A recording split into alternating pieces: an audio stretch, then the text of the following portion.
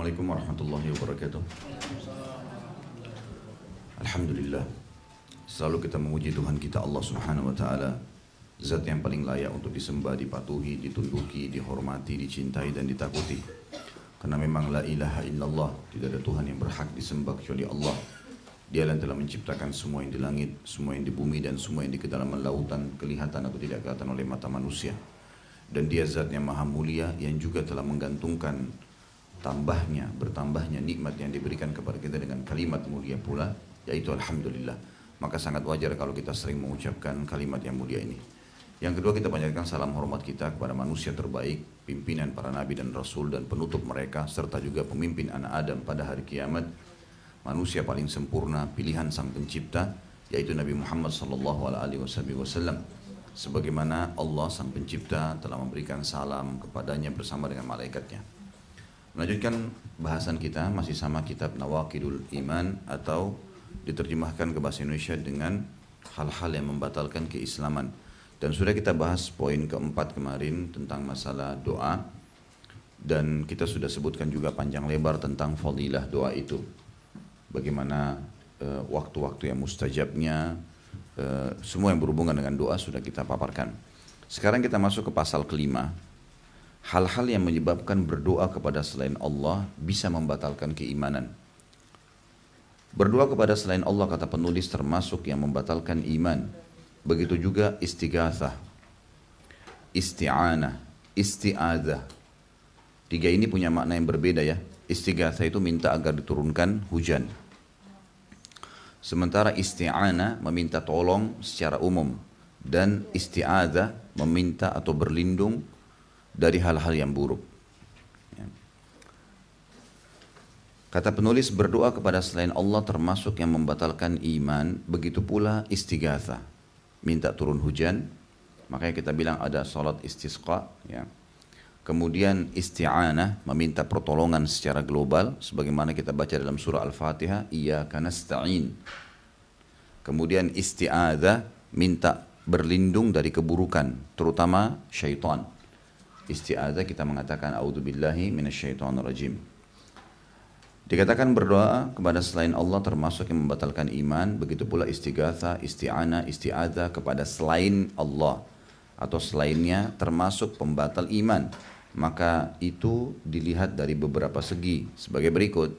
Yang pertama, sudah dimaklumi bahwa Allah Ta'ala adalah Tuhan yang hak, bahwa makna la ilaha illallah adalah tidak ada yang berhak disembah dengan hak kecuali Allah Subhanahu wa taala. Dialah Allah Subhanahu wa taala semata yang berhak terhadap seluruh bentuk ibadah, tidak terkecuali kecil ataupun besar, ibadah badan atau ibadah hati.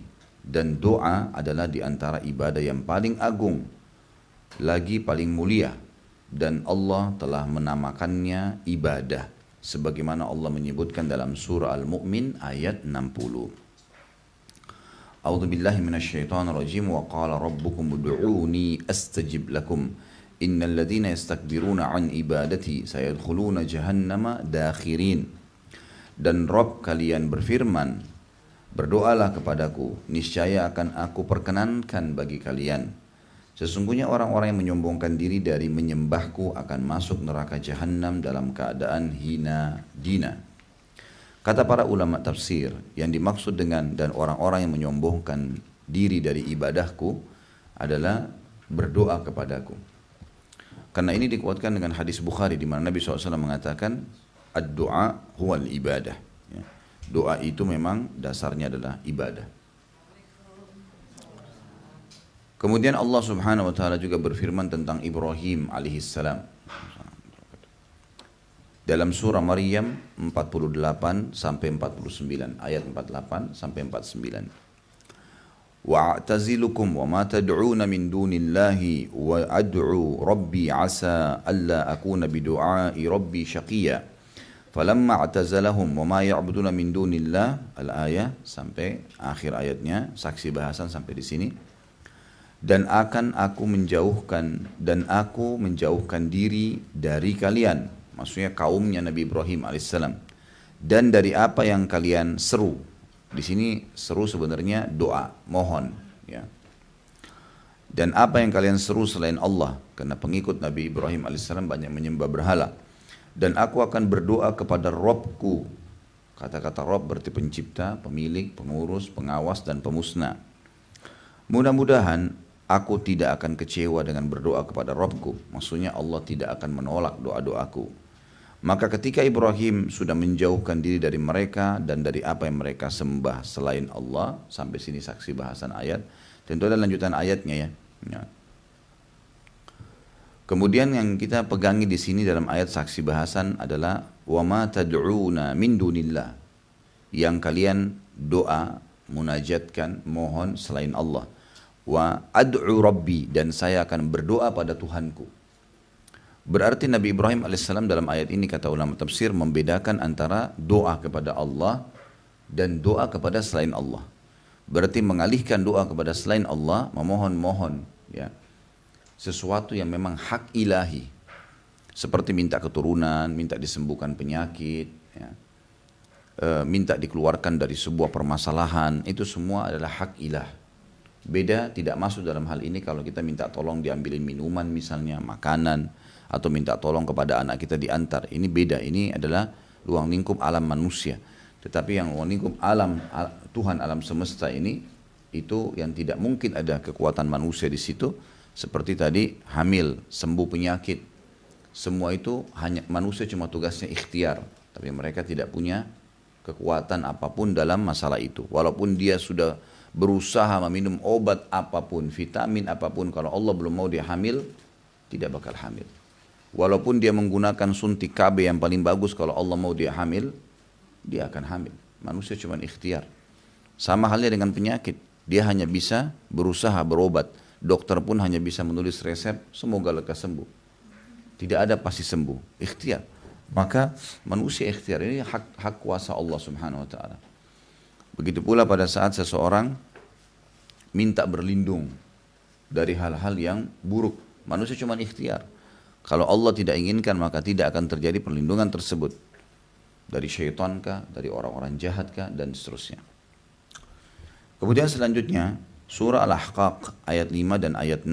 Allah subhanahu wa ta'ala juga berfirman, A'udzu billahi minasyaitonir rajim wa man adhallu mimman yad'u min dunillahi man la yastajibu lahu ila yaumil qiyamati wa hum an du'aihim ghafilun wa idza husyira an-nasu kanu lahum a'da'an wa kanu bi'ibadatihim kafirin. Dan siapakah yang lebih sesat daripada orang yang menyembah sembahan-sembahan selain Allah yang tiada dapat memperkenankan doa mereka sampai hari kiamat. Dan mereka, Tuhan-Tuhan yang disembah selain Allah itu, kuburan kah, batu kah, pohon kah, jimat kah, apa saja, mereka sendiri itu adalah makhluk dan lalai dari memperhatikan doa ya, mereka, doa orang-orang yang minta itu. Dan apabila manusia dikumpulkan pada hari kiamat, niscaya sembahan-sembahan itu menjadi musuh mereka dan mengingkari pemujaan-pemujaan mereka itu. Jadi pada hari kiamat nanti, semua yang disembah selain Allah akan didatangkan dari patung-patung, pohon yang dianggap keramat dan seterusnya. Lalu Allah subhanahu wa ta'ala akan membuat mereka bisa berbicara dan mereka akan memungkiri. Mengatakan kami tidak pernah menyuruh kalian menyembah kami. Saksi bahasan kita di sini adalah Allah subhanahu wa ta'ala menyuruh kita berdoa padanya dan ini ibadah. Dan berdoa kepada selain Allah dipastikan tidak akan ada manfaat bagi orang-orang yang meminta pada sesembahan-sesembahan selain Allah itu. Dan ini adalah perbuatan yang diharamkan oleh Allah. Kemudian ayat yang lain surah Al-Mu'min ayat 60. A'udzu billahi minasyaitonir rajim. Maaf. Sebelumnya dari Nu'man bin Bashir, hadis ini ya, lalu disambung dengan ayat Al-Qur'an. Dari Nu'man bin Bashir radhiyallahu anhu, beliau berkata, aku mendengarkan Rasulullah SAW bersabda di atas mimbarnya, Inna du'a huwal ibadah. Thumma qara'a Ud'uni astajib lakum innal ladzina yastakbiruna 'an ibadati sayadkhuluna jahannama dakhirin. Sesungguhnya doa itu adalah ibadah. Lalu beliau membaca, berdoalah kepadaku, niscaya akan kuperkenankan bagi kalian. Sesungguhnya orang-orang yang menyombongkan diri dari menyembahku akan masuk neraka jahannam dalam keadaan hina dina. Saksi bahasan di sini Nabi SAW menguatkan ayat Al-Quran tadi dalam surah Al-Mu'min ayat 60.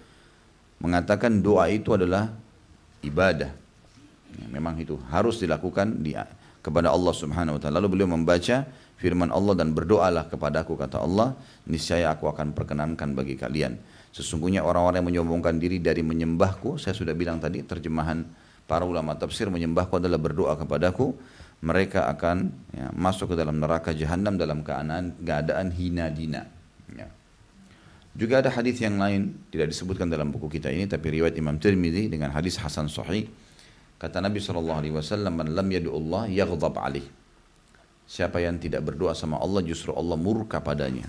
Ya, Allah murka padanya. Kita malah disuruh selalu berdoa. Dan kita tahu dalam rutinitas kita sehari-hari, Allah sengaja mengikat diri kita dengan doa agar biasa bergantung padanya. Seperti kita tahu ada doa keluar rumah, doa pakai baju, doa mau makan, doa mau minum, doa masuk rumah, ya. Kemudian doa safar, ya. Banyak sekali. Doa masuk kamar mandi, doa keluar kamar mandi, doa mau tidur, doa bangun tidur, semuanya diikat dengan doa, ya. Agar seorang hamba itu terbiasa bergantung pada Tuhannya. Dan bergantung kepada selain Allah ini hukumnya syirik, nggak boleh, diharamkan dalam agama Islam. Dan inilah yang sedang kita bahas, yang bisa membatalkan keislaman seseorang. Berdoa kepada Allah semata adalah iman dan tauhid. Iman adalah keyakinan, tauhid adalah pengesaan Allah, gitu kan. Berdoa kepada selainnya adalah kufur dan syirik. Berdoa kepadanya adalah kufur. Kufur lawan daripada iman. Dan syirik adalah lawan daripada tauhid. Tauhid mengesahkan, syirik mempartisipasikan. Barang siapa beristighatha kepada selain Allah Ta'ala, berarti telah mengangkat sekutu bersama Allah. Allah Ta'ala berfirman di dalam atau tentang keadaan orang yang berbuat syirik. Surah Az-Zumar ayat 8. A'udzu billahi minasyaitonir rajim, wa ja'ala lillahi andadan liyudilla 'an sabili qul tamatta' bi kufrika qalila innaka min ashabin nar. Dan dia mengada-ngada sekutu-sekutu bagi Allah untuk menyesatkan manusia dari jalannya. Katakanlah, bersenang-senanglah kalian dengan kekafiran kalian itu sementara waktu di dunia saja, sementara kalian termasuk penghuni neraka di akhirat. Saksi bahasan sini, Allah Subhanahu wa taala mengancam orang-orang yang menyekutukannya, dan termasuk dalamnya adalah doa. Ya, tidak boleh. Allah Subhanahu wa taala tidak ingin kita menjadikan benda mati sebagai perantara dengannya. Seperti kasus kalau ada orang bilang, saya pergi ke kuburan orang saleh, saya minta kepada dia supaya jadi perantara dengan Allah.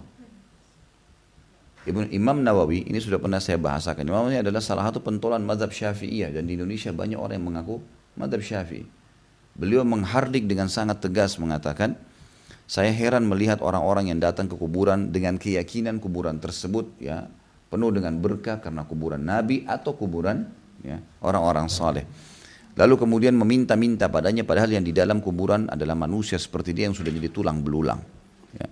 Kalau kita yakin orang saleh di kuburan itu bisa memberikan manfaat kepada kita, kenapa kita tidak yakin kepada Tuhannya yang maha hidup Allah, Tuhan si mayit tadi, Tuhan si tanah dan kuburan itu, dan Tuhan segala sesuatunya. Kenapa kita tidak minta kepada Allah SWT? Dan saya sudah pernah jelaskan, kenapa kita membacakan salawat untuk Nabi SAW. Sementara Nabi maksum, Nabi SAW adalah terselamatkan dari dosa. Karena setiap ada kesalahan langsung dimaafkan oleh Allah SWT. Gitu kan.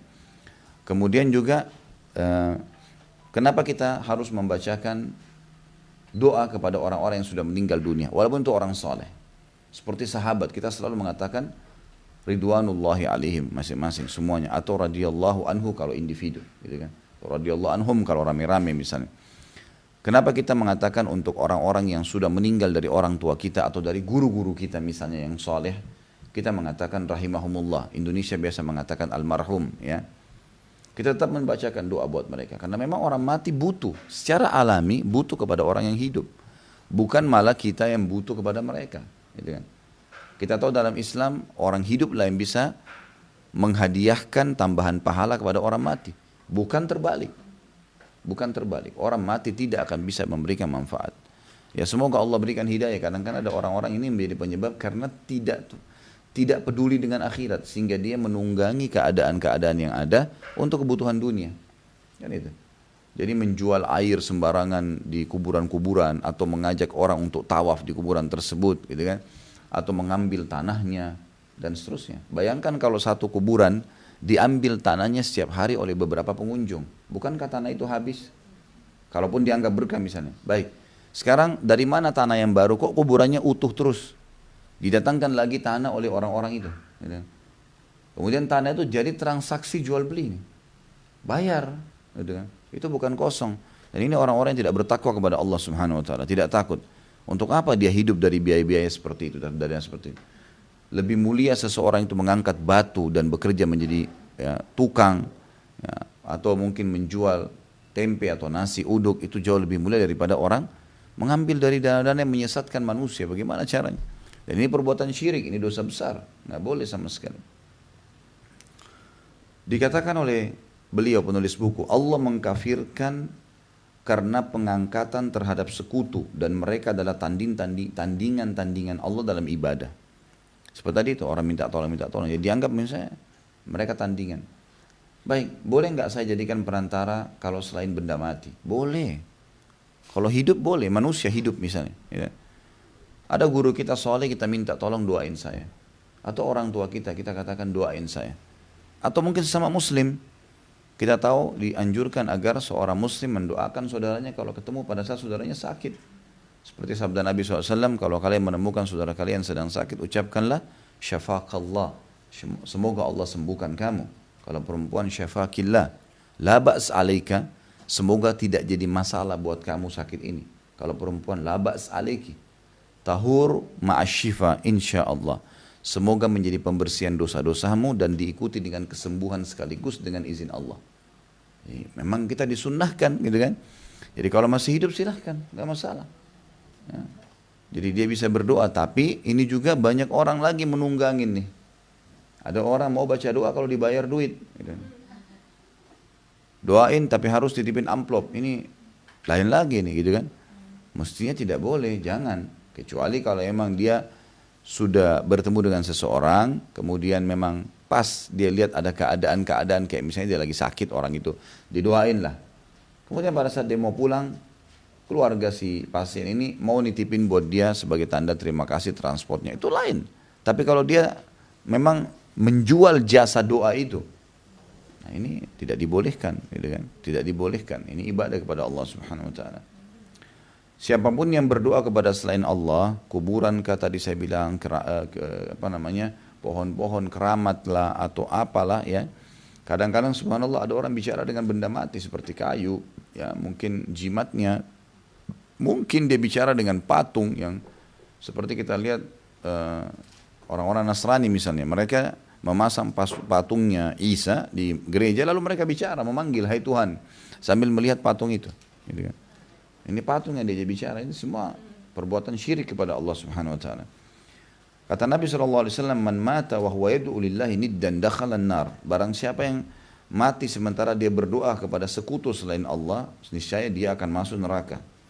Hadis ini diriwayatkan Imam Bukhari dalam kitab Tafsir nomor 176 dan Imam Bukhari dalam dua hadis 176 dan juga 4497 dan Imam Ahmad meriwayatkan di nomor hadisnya 374. Jika doa adalah ibadah yang tidak boleh diberikan kecuali kepada Allah semata, maka barang siapa menetapkan untuk selain Allah sesuatu yang hanya milik Allah, maka dia telah kufur. Dan telah dijelaskan bahwa syirik akbar adalah memberikan salah satu bentuk ibadah kepada selain Allah. Satu saja ibadah, misal berdoa dialihkan kepada selain Allah, ya, atau menyembelih dialihkan kepada selain Allah. Untuk kuburan kah, untuk lautan kah, untuk jin lah, dewa apalah, semua itu adalah syirik. Satu saja jenis ibadah yang dialihkan kepada selain Allah sudah cukup untuk membuat dia syirik dan sudah cukup untuk mendapatkan ancaman-ancaman tadi.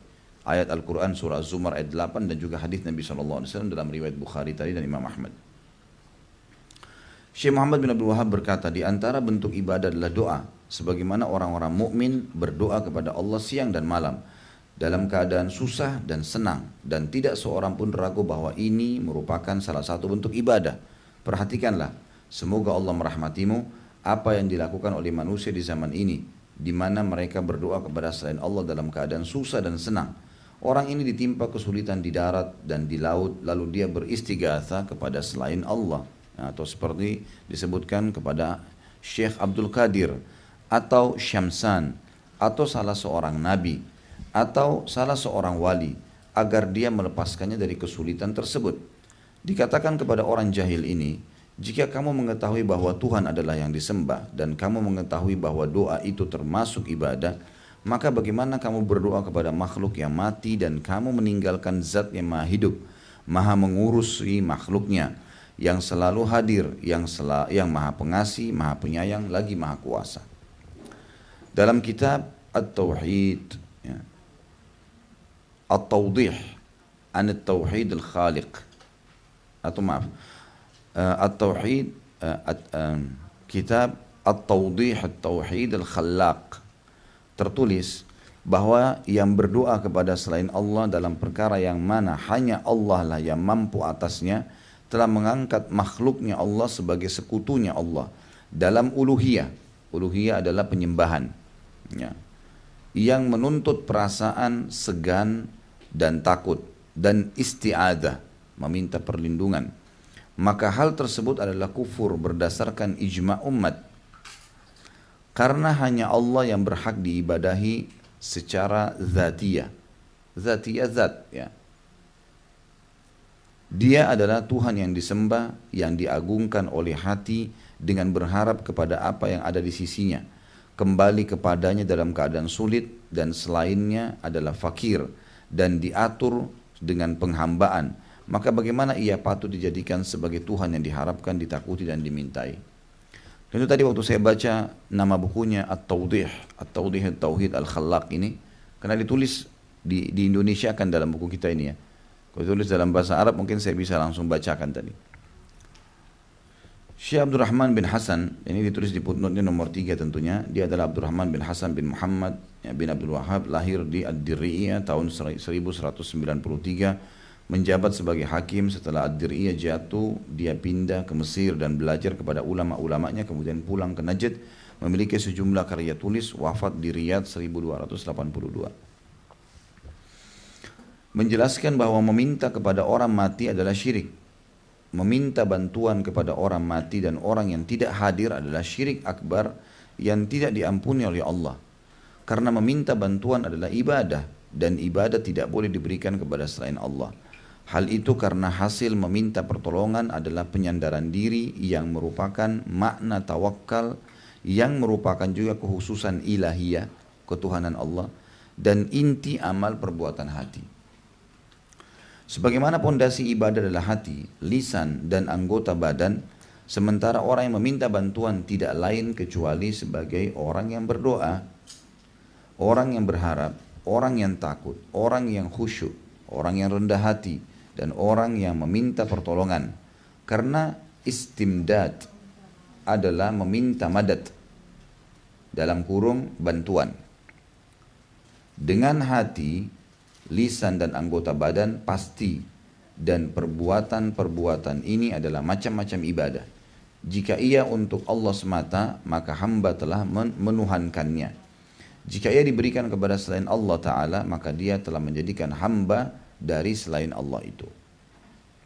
Syekh Abdullah bin Abdurrahman Abu Butain, ya, berkata tentang hal ini, barang siapa memberikan suatu bentuk ibadah kepada selain Allah, maka dia telah menyembah makhluk selain Allah dan menjadikannya sebagai Tuhan, serta menyekutukannya dengan Allah dalam hak yang hanya milik Allah saja. Walaupun dia menolak menamakan perbuatannya tersebut sebagai syirik, ibadah dan penuhanan. Dan sudah dimaklumi oleh semua orang yang berakal bahwa hakikat sesuatu tidak berubah dengan perubahan namanya. Syirik diharamkan karena keburukannya pada dirinya sendiri. Ia mengandung penghinaan terhadap Rabb, pelecehan kepadanya, dan penyamaannya dengan makhluk. Kerusakan-kerusakan ini tidak lenyap dengan perubahan namanya, seperti ia dinamakan tawassul, permintaan syafaat, ta'zim. Ta'zim ini maksudnya pengagungan, ya, kepada orang-orang saleh, penghormatan kepada mereka, dan lain sebagainya. Orang musyrik adalah musyrik mau atau tidak mau. Jadi di sini apapun diubah namanya berarti tetap saja sama. Yang merupakan hak ilahi tidak boleh dialihkan kepada makhluk, gitu kan. Dan pertanyaan kecil teman-teman sekalian, untuk apa kita memohon kepada selain Allah? kalaupun ada seseorang melakukan sebuah amal saleh, misal manfaatnya buat dia, kembali kepada dia. Tidak ada amal orang saleh bermanfaat bagi orang lain. Kalau ada orang tua kita misalnya rajin sholat malam, kita nggak pernah sholat malam, bermanfaatkah buat kita? Tidak bermanfaat. Kita hanya mengenang, oh iya ada ayah saya soleh, ya benar. Pada saat ibu kita menghafal Al-Quran, rajin membaca Al-Quran, kita tidak pernah baca, bermanfaatkah buat kita? Tidak bermanfaat. Jadi amal-amal soleh yang telah dilakukan oleh orang lain, buat diri dia sendiri. Buat diri dia sendiri. Bagaimana caranya orang menganggap dengan amal soleh orang itu, dia bisa melakukan atau mendapatkan apa yang diinginkan. Kenapa dia tidak langsung kepada Allah? Karena itu adalah inti ibadah. Dia harus bisa percaya diri kalau dia bisa langsung kepada Allah. Bisa langsung kepada Allah. Gitu kan? Atau mungkin dia melalui orang-orang soleh tapi yang masih hidup. Memang yang masih ya sementara bergulir kesempatan dia untuk beramal. Itu yang harus digarisbawahi. Gitu kan? Yang kedua, Allah Ta'ala menamakan berdoa kepada selainnya dengan syirik dan kufur. Ini tercantum dalam banyak ayat. Di antaranya firman Allah di dalam surah Al-An'am ayat 40 sampai 41. A'udzu billahi minasyaitonir rajim. Qul ara'aitakum in ataakum adzabullahi aw atatkumus sa'atu aghairallahi tad'una in kuntum shadiqin bal iyyahu tad'una fayakshifu ma tad'una ilaihi in syaa'a wa tansawna ma tusyrikun. Katakanlah hai Muhammad kepada seluruh manusia, bukan cuma umatmu, seluruh manusia. Terangkanlah kepadaku jika datang siksaan Allah kepada kalian atau datang kepada kalian hari kiamat. Apakah kalian menyeru Tuhan selain Allah untuk menyelamatkan kalian? Jika kalian benar-benar, jika memang kalian adalah orang-orang yang benar. Tidak, kata Allah, tetapi hanya dialah Allah yang kalian akan seru. Maka dia menghilangkan bahaya yang karenanya kalian berdoa kepadanya. Jika dia menghendaki, maksudnya Allah, dan kamu tinggalkan sembahan-sembahan yang kalian sekutukan bersamanya. Jadi teman-teman sekalian, kesimpulan dari banyak ayat tadi yang kita baca ini, tidak perlu meminta tolong, berdoa, bergantung kecuali kepada Allah. Itu yang kita sedang titik beratkan. Dan pengalihan ini kepada selain Allah, kepada benda-benda mati secara khusus, ya, itu akan membuat seseorang terbatalkan keislamannya karena berbuat syirik besar. Ya. Kita sudah jelaskan syirik itu bisa menghancurkan keislaman seseorang. Dalam ayat yang lain surah Al-An'am ayat 63 sampai 64. Allah SWT berfirman lagi, A'udzubillahi minasyaitonir rajim, Kul may yunajjikum min dhulumatil barri wal bahri tad'unahu tadarruan wa khufyatan la in anjana min hadhihi lanakunanna minasy-syakirin. Lanakunanna minasy-syakirin. Qulillahu yunajjikum minha wa min kulli karbin thumma antum tusyrikun. Katakanlah hai Muhammad, siapakah yang dapat menyelamatkan kalian dari bencana di darat dan di lautan? Bila terjadi gempa misalnya, bila terjadi longsor, bila terjadi banjir, bila terjadi ombak yang besar, badai di lautan. Siapakah yang akan menyelamatkan kalian? Yang kalian berdoa, ya.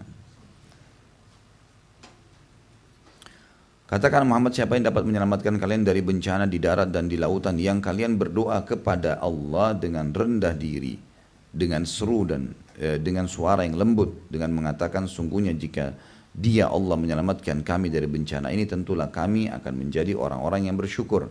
Katakanlah Allah menyelamatkan kalian dari bencana itu dan dari segala macam kesusahan, kemudian kalian kembali mempersekutukannya. Jadi kalau misalnya ada orang, makna ayat ini begini Bapak Ibu sekalian, kalau seandainya ada orang lagi di lautan, terjadi ombak besar dan sudah dipastikan kapal akan tenggelam, tidak ada lagi yang bisa menyelamatkan. Pada saat itu kira-kira apa yang akan dilakukan oleh manusia menyembah berhala atau menyembah kuburan, ya, atau jimatnya yang dia gunakan bisa berbuat apa buat dia? Allah SWT menyebutkan memastikan dalam ayat Al-An'am ini, kalau setiap orang pada saat itu akan berbisik dalam hatinya dan berkata, kalau seandainya Tuhan menyelamatkan ya, dari sini, maka kami akan menyembahnya. Lalu Allah memastikan, pada saat Allah menyelamatkan mereka ke daratan, mereka tetap kembali menyekutukan lagi Allah. Tapi jimatnya, kalau sudah rusak, tenggelam, dibuat jimat baru. Ya, tetap pohonnya mungkin kena banjir hancur, dicari pohon yang lain untuk disekutukan dengan Allah SWT. Dan Allah memastikan inilah perbuatan kebodohan. Ya. Tidak boleh sama sekali kita menggantungkan pada benda-benda dan makhluk. Gitu. Pohon yang sedang dia sembah keramat itu dia bisa tebang. Dia bisa tebang, dia bisa bakar, dia bisa pelihara. Bahkan ya, dia bisa mengambil buah-buahnya dan seterusnya. Gitu. Kenapa harus disembah? Patung yang dia buat, dia sendiri yang pahat matanya, dia sendiri yang pahat kupingnya, dia sendiri yang buat mulutnya. Lalu disembah. Bagaimana caranya? Lebih parah lagi daripada itu pada saat dia ya, rusak, dia memperbaikinya. Makanya Amr bin Jamuh, salah satu sahabat radhiyallahu anhu yang meninggal mati syahid ya, di kancah peperangan. Waktu itu beliau kakinya pincang sebenarnya ya, sampai akhirnya waktu dia mau ikut anak-anaknya larang, tapi dia bilang ya Rasulullah saya ingin mati syahid. Maka ikut di perang mati syahid. Tapi awal dia cerita masuk Islamnya, anak-anaknya sudah masuk Islam semua. Ada beberapa orang anak laki-lakinya masuk Islam. Amr bin Jamuh masih menyembah berhala. Masih menyembah berhala. Maka oleh anak-anaknya, patung yang disembah oleh Amr bin Jamuh ini, ya, dilumurin kotoran. Dilumurin kotoran. Jadi ada kotoran-kotoran unta diambil dilumurin di patung yang disembah itu. Karena setelah diajak oleh anak-anaknya, Amr bin Jamuh nggak mau dengar. Nah, ini sudah bertahun-tahun saya yakinin, kakek-kakek saya juga meyakini ini, bagaimana caranya? Saya mau tinggalkan. Apa kalian itu menyuruh menyembah Tuhan yang tidak kelihatan? Teruslah dia membantah. Anak-anaknya akhirnya melakukan sebuah tipu daya. Patung yang disembah oleh Amr bin Jamuh tiap hari dia sembah patung itu, mohon-mohon minta-minta sama patung itu. Oleh anak-anak Amr bin Jamuh diolesin kotoran unta. Dilumurin dengan kotoran unta. Besok pagi Amr bin Jamuh bangun, ini di malam hari. Besok pagi waktu dia bangun, dia mau sembah Tuhannya penuh dengan kotoran. Maka dia pun mengatakan, siapa yang melakukan ini pada kau? Sungguh terhina dia, gitu kan. Kemudian dia bersihkan patungnya. Dicuci sama dia, dibersihkan patung tersebut sampai bersih, dibubuhi minyak wangi. Besok malam anaknya lakukan hal yang lebih besar lagi. Diambil bangkai anjing, ada anjing yang mati, diambil bangkainya, digantung di leher patung itu. Kemudian dilumurin lagi kotoran-kotoran. Besok pagi Amr bin Jamuh bangun, lihat kejadian yang lebih parah nih. Lalu dia bilang, kenapa kau tidak membela dirimu? Dia bilang sama Tuhannya sendiri. Terus kemudian Allah masukkan hidayah dalam hatinya, dia lihat, ini Tuhannya nggak bisa nyaut, nggak ngomong, bahkan tidak bisa membela diri, gitu kan. Maka diturunkan semua sama dia benda-benda tersebut, lalu kemudian dihancurkan Tuhannya sendiri. Udah, setelah itu dia ikut sama anak-anaknya untuk mengucapkan syahadat. Ya. Nah, ternyata apa yang disembah tidak bisa buat apa-apa tuh. Nggak bisa apa-apa. Bahkan patung yang kita sembah kalau kita masukin di gudang taruh berkotor dia gitu kan. Apanya mau diharapkan, apanya mau disembah gitu. Seperti itulah memahaminya. Allah Subhanahu wa taala menyebutkan juga dalam surah Al-A'raf ayat 37, A'udzubillahi minasyaitonirrajim. Faman adzlamu mimman iftara 'ala Allahi kadziban aw kadzdzaba biayati ulaika yanaluhum nasibuhum minal kitab. Hatta idza ja'atuhum rusuluna yatawaffawnahum qalu aynama kuntum tad'una min dunillah qalu dhallu 'anna wa shahidu 'ala anfusihim annahum kanu kafirin. Maka siapakah yang lebih zalim daripada orang yang membuat dusta terhadap Allah atau mendustakan ayat-ayatnya, ya, mengatakan Allah memerintahkan tapi Allah tidak perintahkan, ya, atau memang mengarang-arang mengatakan misalnya kuburan ini atau pohon ini atau jimat ini, ya, ini bisa menyambung hubungan dengan Allah Subhanahu wa taala. Orang-orang itu akan memperoleh bagian yang telah ditentukan untuknya dalam kitab atau Lauhil Mahfuz. Sudah ditentukan. Orang yang kufur, orang yang syirik akan masuk neraka. Hingga bila datang kepada mereka utusan-utusan kami, maksudnya para malaikat, untuk mengambil nyawanya kalau dia mau meninggal. Di waktu itu utusan kami bertanya, di mana berhala-berhala yang biasa kamu sembah selain Allah? Orang-orang musyrik itu menjawab, berhala-berhala itu semuanya telah lenyap dari kami. Dan mereka mengakui terhadap diri mereka sendiri bahwa mereka adalah orang-orang kafir. Ayat ini menjelaskan kepada kita Bapak Ibu sekalian, dalam proses pencabutan ruh ada pembicaraan antara malaikat dengan manusia itu. Saya pernah jelaskan juga kalau orang beriman, maka disampaikan berita gembiralah buat kamu, lalu diperlihatkan amal-amal solehnya yang dia lakukan, lalu diperlihatkan surga ini nanti karena kamu patuh kamu akan dapat ini, itu kan, diperlihatkan surga itu. Lalu dia gembira dan dia ingin segera meninggal dunia. Kalau orang soleh, kalau orang kafir, maka malaikat berkata pada mereka, ini ayat Al-Quran surah Al-A'raf yang berbicara. Malaikat mengatakan, mana yang kalian sembah selain Allah selama ini? Nah, sebelum dicabut ruhnya nih. Maka dia mengatakan, sudah lenyap dari kami. Nggak ada manfaatnya. Itu jimat yang penuh di kamar itu, mana semuanya?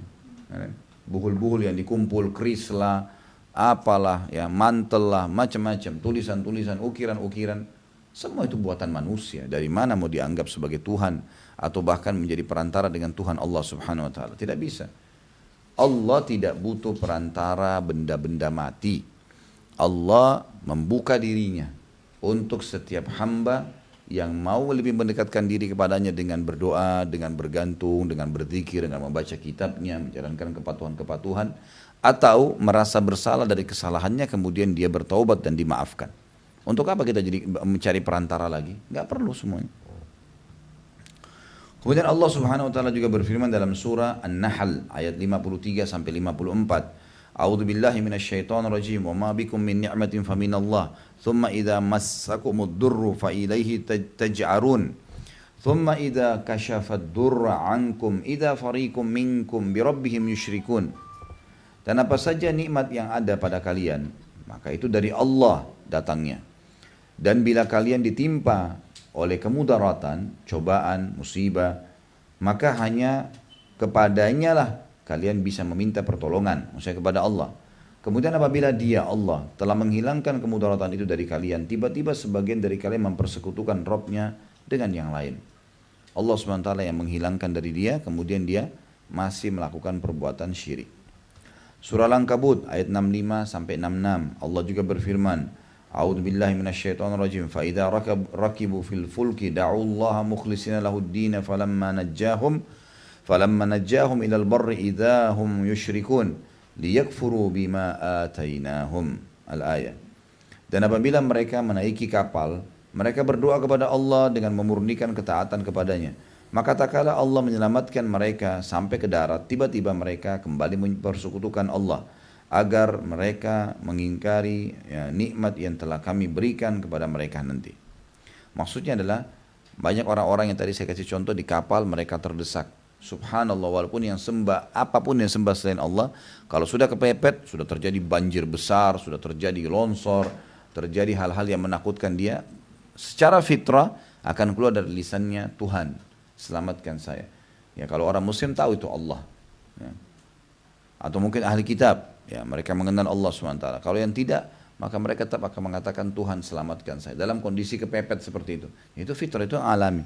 Semua yang mereka bawa dari patung-patung mereka akan buang juga di lautan, gitu kan? Karena kalau tidak akan sama saja tenggelam bersama dia. Dalam surah Ar-Rum ayat 33 Allah SWT berfirman, bertubi-tubi ayat melarang kita untuk berdoa kepada selain Allah atau mempersekutukan Allah Subhanahu wa taala. A'udzu billahi minasyaitonir rajim. Wa idza massan nasu durrun da'u rabbahum munibina ilaihi thumma idza adzaqahum minhu rahmatan idza fariqum minhum bi rabbihim yusyrikun. Apabila manusia disentuh oleh suatu masalah, bahaya, dia merasa ada masalah yang dia sedang hadapi, maka mereka menyeru Rabb-nya dengan kembali bertaubat kepadanya. Ya Allah ampuni, ya Allah maafin, ya Allah begini, ya Allah gini. Kemudian apabila Allah merasakan kepada atau memberikan kepada mereka ini, tepatnya memberikan terjemahnya, memberikan kepada mereka nikmat sedikit saja dari Allah, maka tiba-tiba sebagian mereka mempersekutukan Allah. Sakit parah nih, sudah mau meninggal, sudah sakit parah. Berdoa-doa sama Allah agar diselamatkan. Allah hilangkan musibahnya, sakitnya hilang, hidup kembali dan jalan, tiba-tiba berbuat syirik. Kembali lagi minta kepada kuburan, kembali lagi pakai jimat, kembali lagi ngumpul-ngumpulin keris dan seterusnya. Ya. Allah berfirman di dalam ayat yang lain, surah Fatir ayat 13 sampai 14. Surah Fatir ayat 13 sampai 14.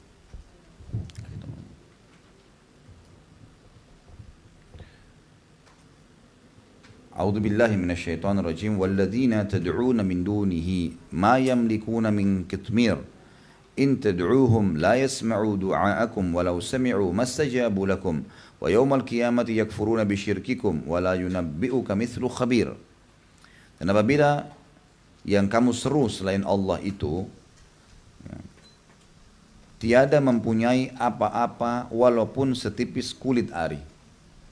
Kata Allah Subhanahu wa taala, dan orang-orang yang kalian seru selain Allah, apa saja yang disembah selain Allah itu tidak memiliki apapun walaupun setipis kulit ari. Ya. Jika kalian menyuruh mereka, mereka tidak mendengar seruan kalian. Dan kalau mereka mendengar, mereka tidak dapat memperkenankan permintaan kalian. Dan di hari kiamat nanti, mereka akan mengingkari kemusyrikan kalian itu. Dan tidak ada yang dapat memberikan keterangan kepada kalian sebagaimana diberikan oleh zat yang maha mengetahui. Artinya Allah sudah bongkar dari sekarang, percuma. Kalian minta-minta semua kepada selain Allah itu, hari kiamat mereka akan datang memungkiri kepermintaan kalian. Dan di dunia mereka juga tidak bisa berikan apa-apa, sama sekali. Saya ingatkan kembali hadis Nabi SAW, yang hadis Qudsi, di mana Allah SWT berfirman, wahai anak Adam, kalau seandainya kau yakin dengan kerajaanku, maka tidak perlu kau ragu dengan kerajaan siapapun. Tidak perlu takut sama siapapun. Tinggal yakin dengan aku, selesai, kata Allah. Hai anak Adam, kalau seandainya engkau menggantungkan nasibmu kepadaku, aku akan penuhi segala kebutuhanmu. Memang dalam kehidupan ada variasi hidup ya, ada suka duka. Orang berdoa kira-kira bisa selamat nggak dari sakit atau dari hal-hal. Maka ini kata ulama tergantung hak Allah. Tapi kadang-kadang Allah tetap datangkan kepada dia. Karena tidak ada orang sampai mati tidak sakit. Cuma tergantung berat atau ringannya gitu kan. Maka datangnya itu sebenarnya bentuk kasih sayang Allah Subhanahu wa taala, karena Allah menginginkan derajat-derajat tinggi buat dia kalau dia orang beriman. Kalau dia orang kafir atau orang fasik, agar dia kembali kepada Tuhannya. Ya. Jadi Allah Subhanahu wa taala memang mendatangkan itu, ya memang mendatangkan, dan Allah mengatakan dialah yang paling layak untuk disembah. Kata Allah, kalau kalian gantungkan nasib kalian kepadaku, maka aku akan penuhi semua kebutuhan kalian. Dalam keadaan nikmat kalian minta ditambah, saya akan tambah. Dalam keadaan musibah datang minta dikeluarkan, saya akan keluarkan. Lalu kata Nabi SAW, Allah SWT berfirman lanjutan hadisnya, dalam hadis Qudsi ini, dan wahai anak Adam, kalau kau gantungkan nasibmu kepada selain aku, keris kah, jimat kah, pohon kah, keramat, kuburan lah, atau apa saja selain daripada Allah Subhanahu wa taala, maka kata Nabi SAW, Allah berfirman, aku akan membiarkan kau dengan kemusyrikanmu itu, gitu kan, dan tidak akan datang kepadamu kecuali yang sudah aku takdirkan. Jadi kalau ada orang yang melakukan kemusyrikan kemudian masih bisa makan, makannya bukan karena kemusyrikannya, tapi karena sudah Allah tentukan tuh, gitu kan. Dia bisa istirahat malam hari bukan karena patung atau sesembahan yang dia sembah selain Allah, tapi memang Allah yang mendatangkan buat dia, gitu kan. Jadi seterusnya seperti itu. Jadi sebenarnya tidak ada manfaatnya untuk bergantung kepada selain Allah SWT ini. Saya masih ingat waktu saya sampaikan juga kepada Bapak Ibu tentang masalah Ibrahim alaihissalam waktu akan dilempar ke dalam api, ya, Namrud.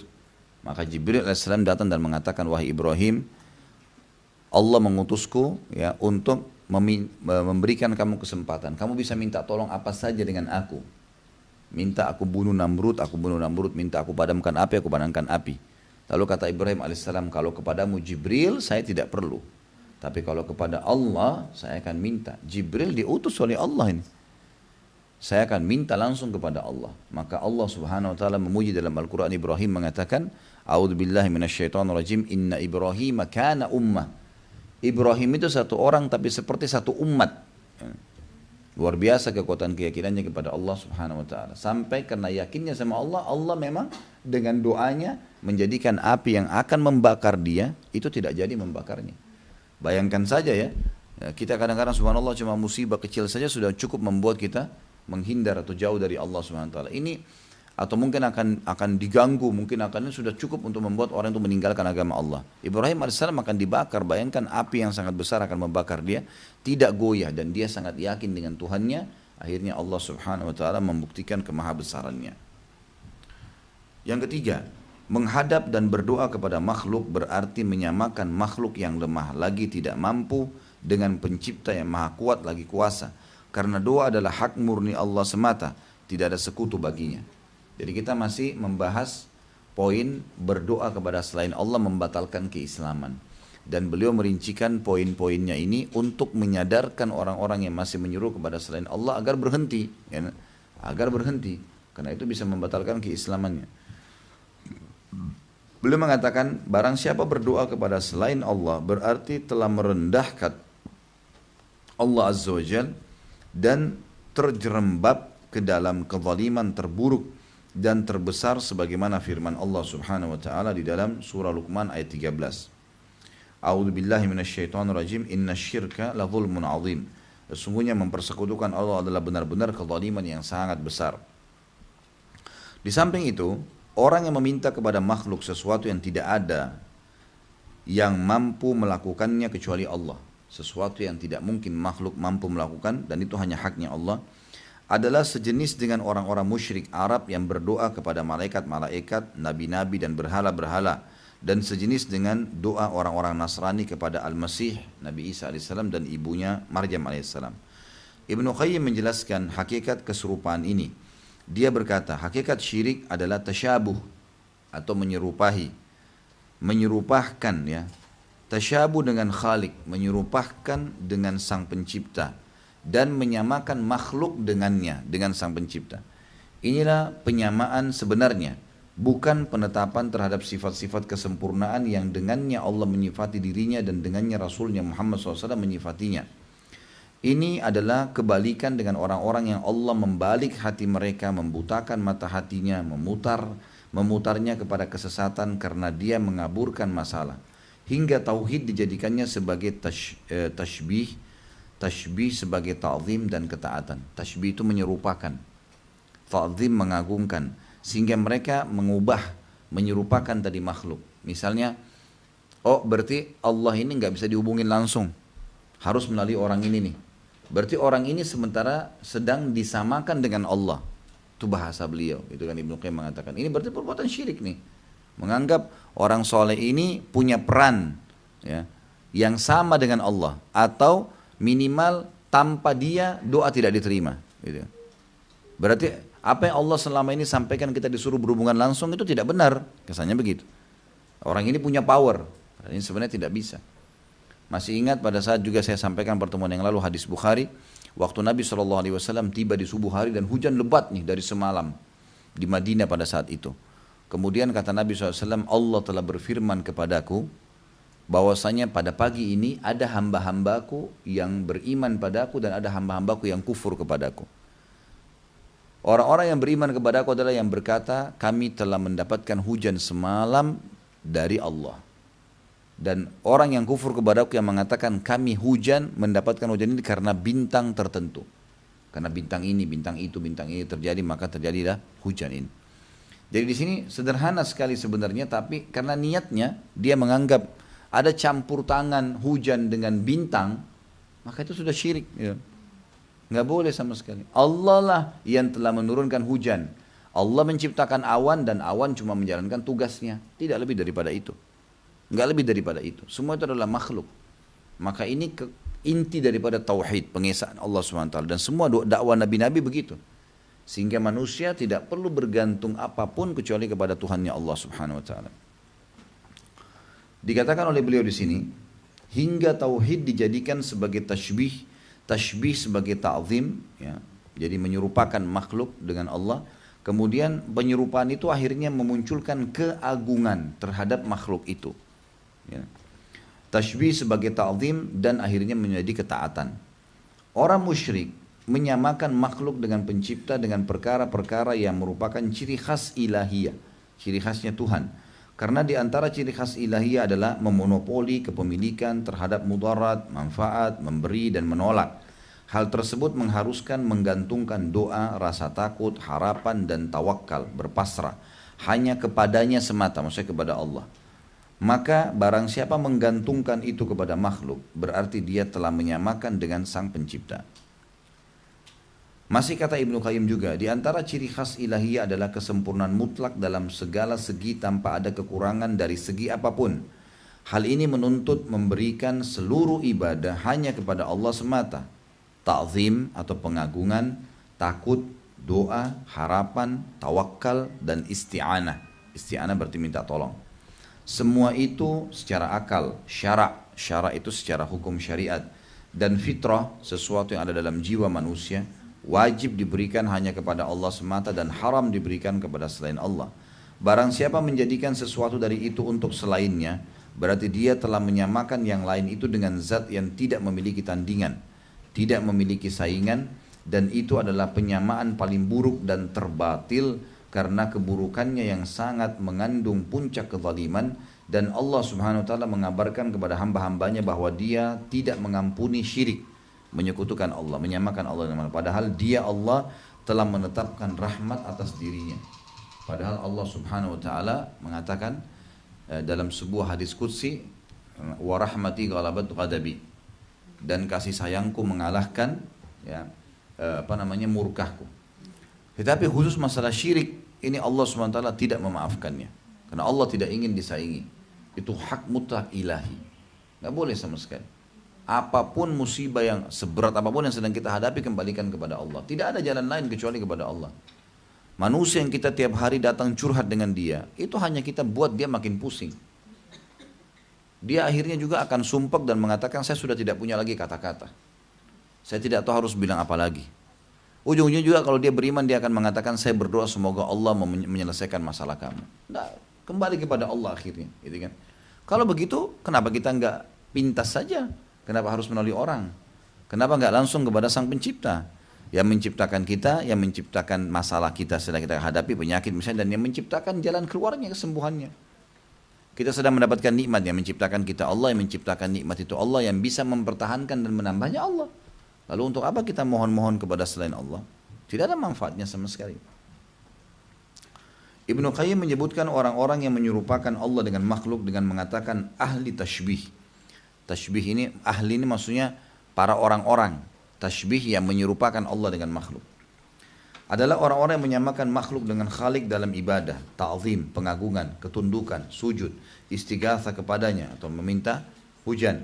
Mereka itu adalah ahli tashbih yang sebenarnya. Ibnu Qayyim juga mengatakan, adapun zat yang berkuasa atas segala sesuatu, maha kaya dari segala sesuatu, maha pengasih lagi maha penyayang, yang rahmatnya, saya sudah bilang kalau kata ganti N besar dalam bahasa Indonesia berarti Allah. Rahmatnya berarti Allah, rahmatnya Allah meliputi segala sesuatu. Maka menyusupkan perantara antara dia Allah dengan makhluknya adalah menodai hak rububiyah, menodai hak ketuhanan. Ilahiyah, rububiyah berarti pencipta, ilahiyah adalah hak ketundukan, dan tauhidnya, pengesaan. Dan prasangka buruk terhadapnya, sangka buruk dengan Allah, berarti Allah itu kayaknya belum bisa nih, nggak bisa kalau saya nggak melalui perantara orang ini. Dan mustahil Allah mensyariatkan ini kepada hamba-hambanya, tidak mungkin dalam akal dan fitrah. Keburukannya jelas dalam fitrah yang lurus di atas segala yang buruk. Hal ini jelaskan bahwa orang yang menyembah pasti mengagungkan sesembahannya, menuhankan, tunduk, patuh kepadanya, dan hanya Rabb semata yang berhak atas ta'zim, pengagungan, penuhanan, dan ketundukan yang sempurna. Hanya Allah, yang lain tidak ada yang layak untuk itu. Ini adalah haknya yang murni, haknya Allah. Maka termasuk kezaliman yang paling buruk jika haknya diberikan kepada yang lain, dan yang lain itu disejajarkan dengan Allah pada semua itu. Tidak layak itu. Ketika Ibnu Taimiyah berbicara tentang makna perantara-perantara antara Allah Ta'ala dengan makhluknya, di antara yang dikatakan adalah jika kamu menetapkan perantara-perantara antara Allah dengan makhluknya, seperti para pengawal atau raja dengan rakyatnya, di mana para perantara itulah yang mengangkat hajat makhluk kepada Allah, di mana Allah hanya memberi hidayah dan rezeki kepada makhluk dengan perantara mereka. Lalu para makhluk meminta kepada mereka, si perantara-perantara tadi, kuburan kah, jimat kah, orang soleh kah, yang sudah mati ya. Lalu para perantara itu meminta kepada Allah. Jadi maksudnya orang berkeyakinan harus lalui kuburan ini baru bisa sampai ke atas nih. Sebagaimana hal tersebut terjadi pada para pengawal dengan para raja.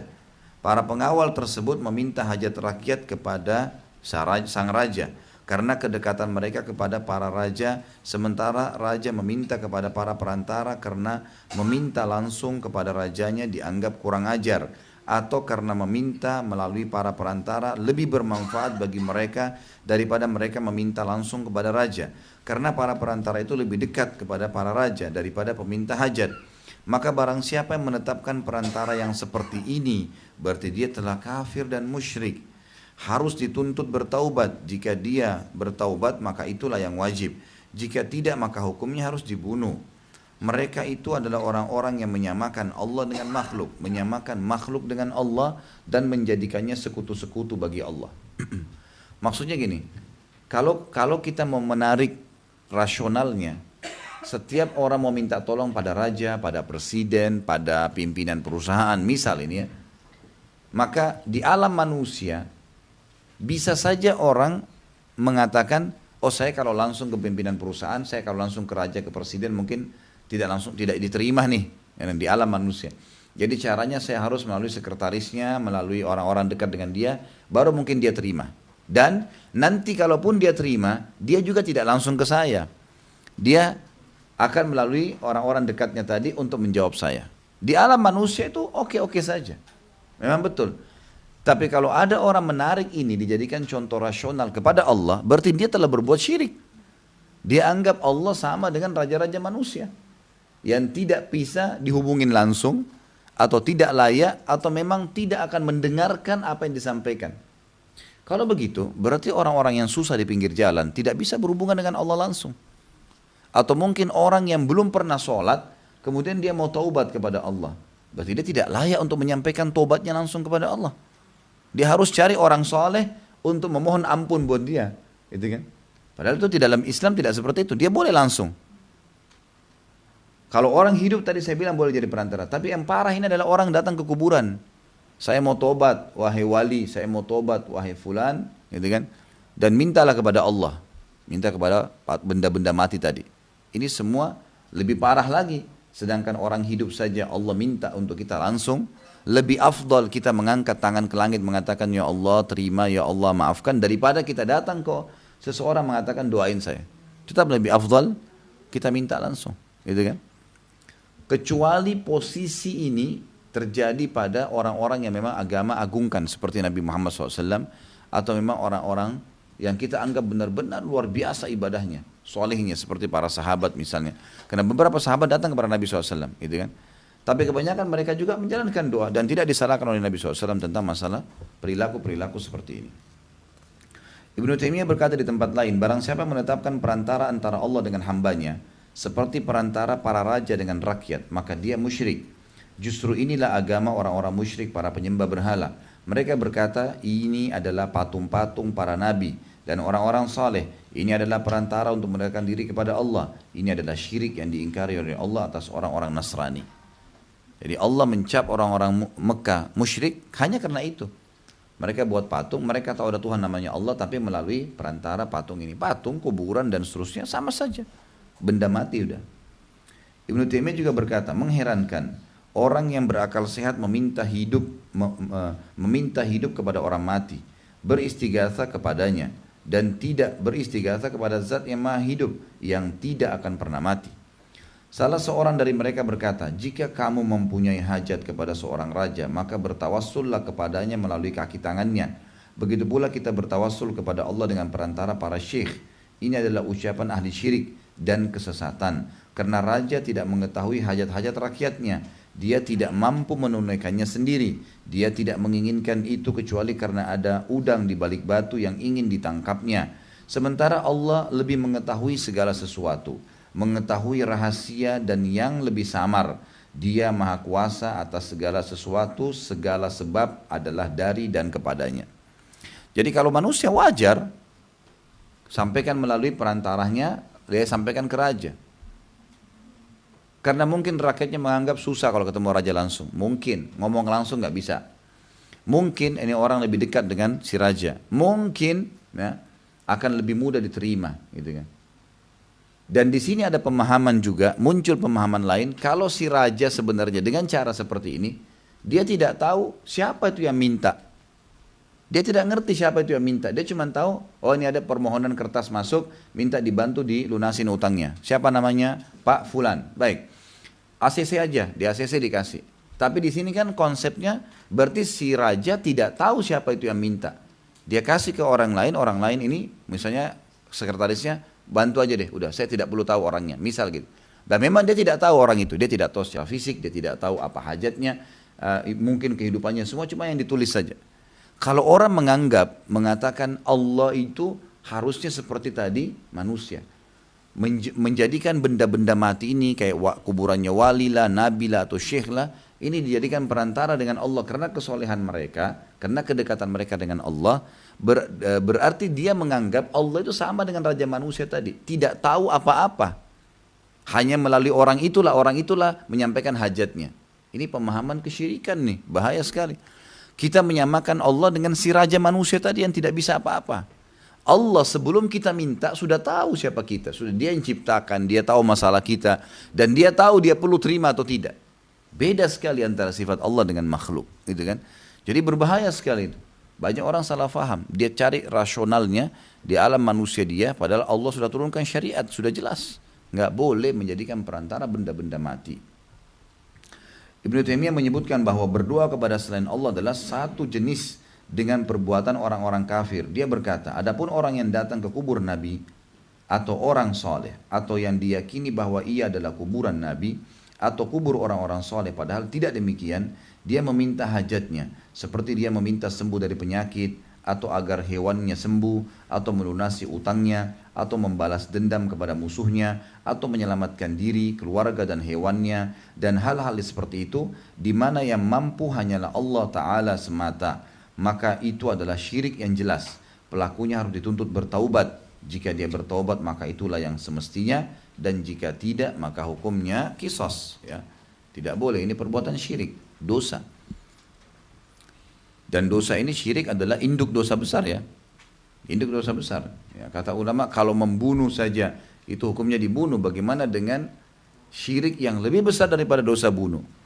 Dan kita sudah jelaskan, kata Nabi SAW dalam hadis Bukhari Muslim, ya, induk dosa-dosa besar adalah yang pertama al-isyraku billah, menyekutukan Allah Subhanahu wa taala. Ini lebih berat daripada sihir, daripada zina, daripada riba, daripada ya makan harta anak yatim dan seterusnya.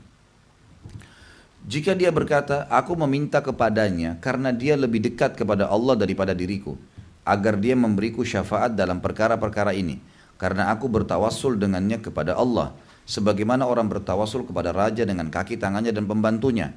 Maka ini termasuk perbuatan orang-orang musyrik dan orang-orang Nasrani. Mereka mengklaim bahwa mereka mengangkat ulama-ulama mereka dan rahib-rahib mereka sebagai pemberi syafaat. Rahib-rahib itu pendeta-pendeta, ya. Mereka meminta syafaat kepada para ulama dan para rahib dalam hajat mereka. Begitu pula Allah mengabarkan tentang orang-orang musyrik bahwa mereka berkata, surah Az-Zumar ayat 3, A'udzu billahi minasyaitonir rajim, ma na'buduhum illa liyuqarribuna ilallahi zulfa. Dan kami tidak menyembah mereka melainkan supaya mereka mendekatkan kami kepada Allah dengan sedekat-dekatnya. Jadi orang-orang musyrik Mekah itu waktu ditanya, kenapa kalian sembah berhala ini? Untuk apa? Mereka bilang, kami jadikan perantara antara kami dengan Allah. Jadi mereka tahu ada Tuhan Allah. Tapi mereka masih menjadikan patung-patung itu sebagai perantara. Apa bedanya patung itu dengan jimat, dengan pohon keramat, dengan kuburan yang sudah jadi benda mati? Nabi SAW sudah mengatakan, siapapun di antara kalian mati, maka seluruh jasadnya akan dimakan oleh tanah kecuali tulang ekornya, yang darinya Allah akan bangkitkan. Gitu kan? Apalah ini subhanallah, ada kuburan yang tidak ada, direkayasa. Ada begitu, ya? Ada kuburan yang memang tidak ada sebelumnya, lalu ditulis dalam kuburannya Syekh Fulan atau dusta. Dan orang-orang yang membuat ini hanya untuk menyesatkan orang, karena dia mau hidup dari situ.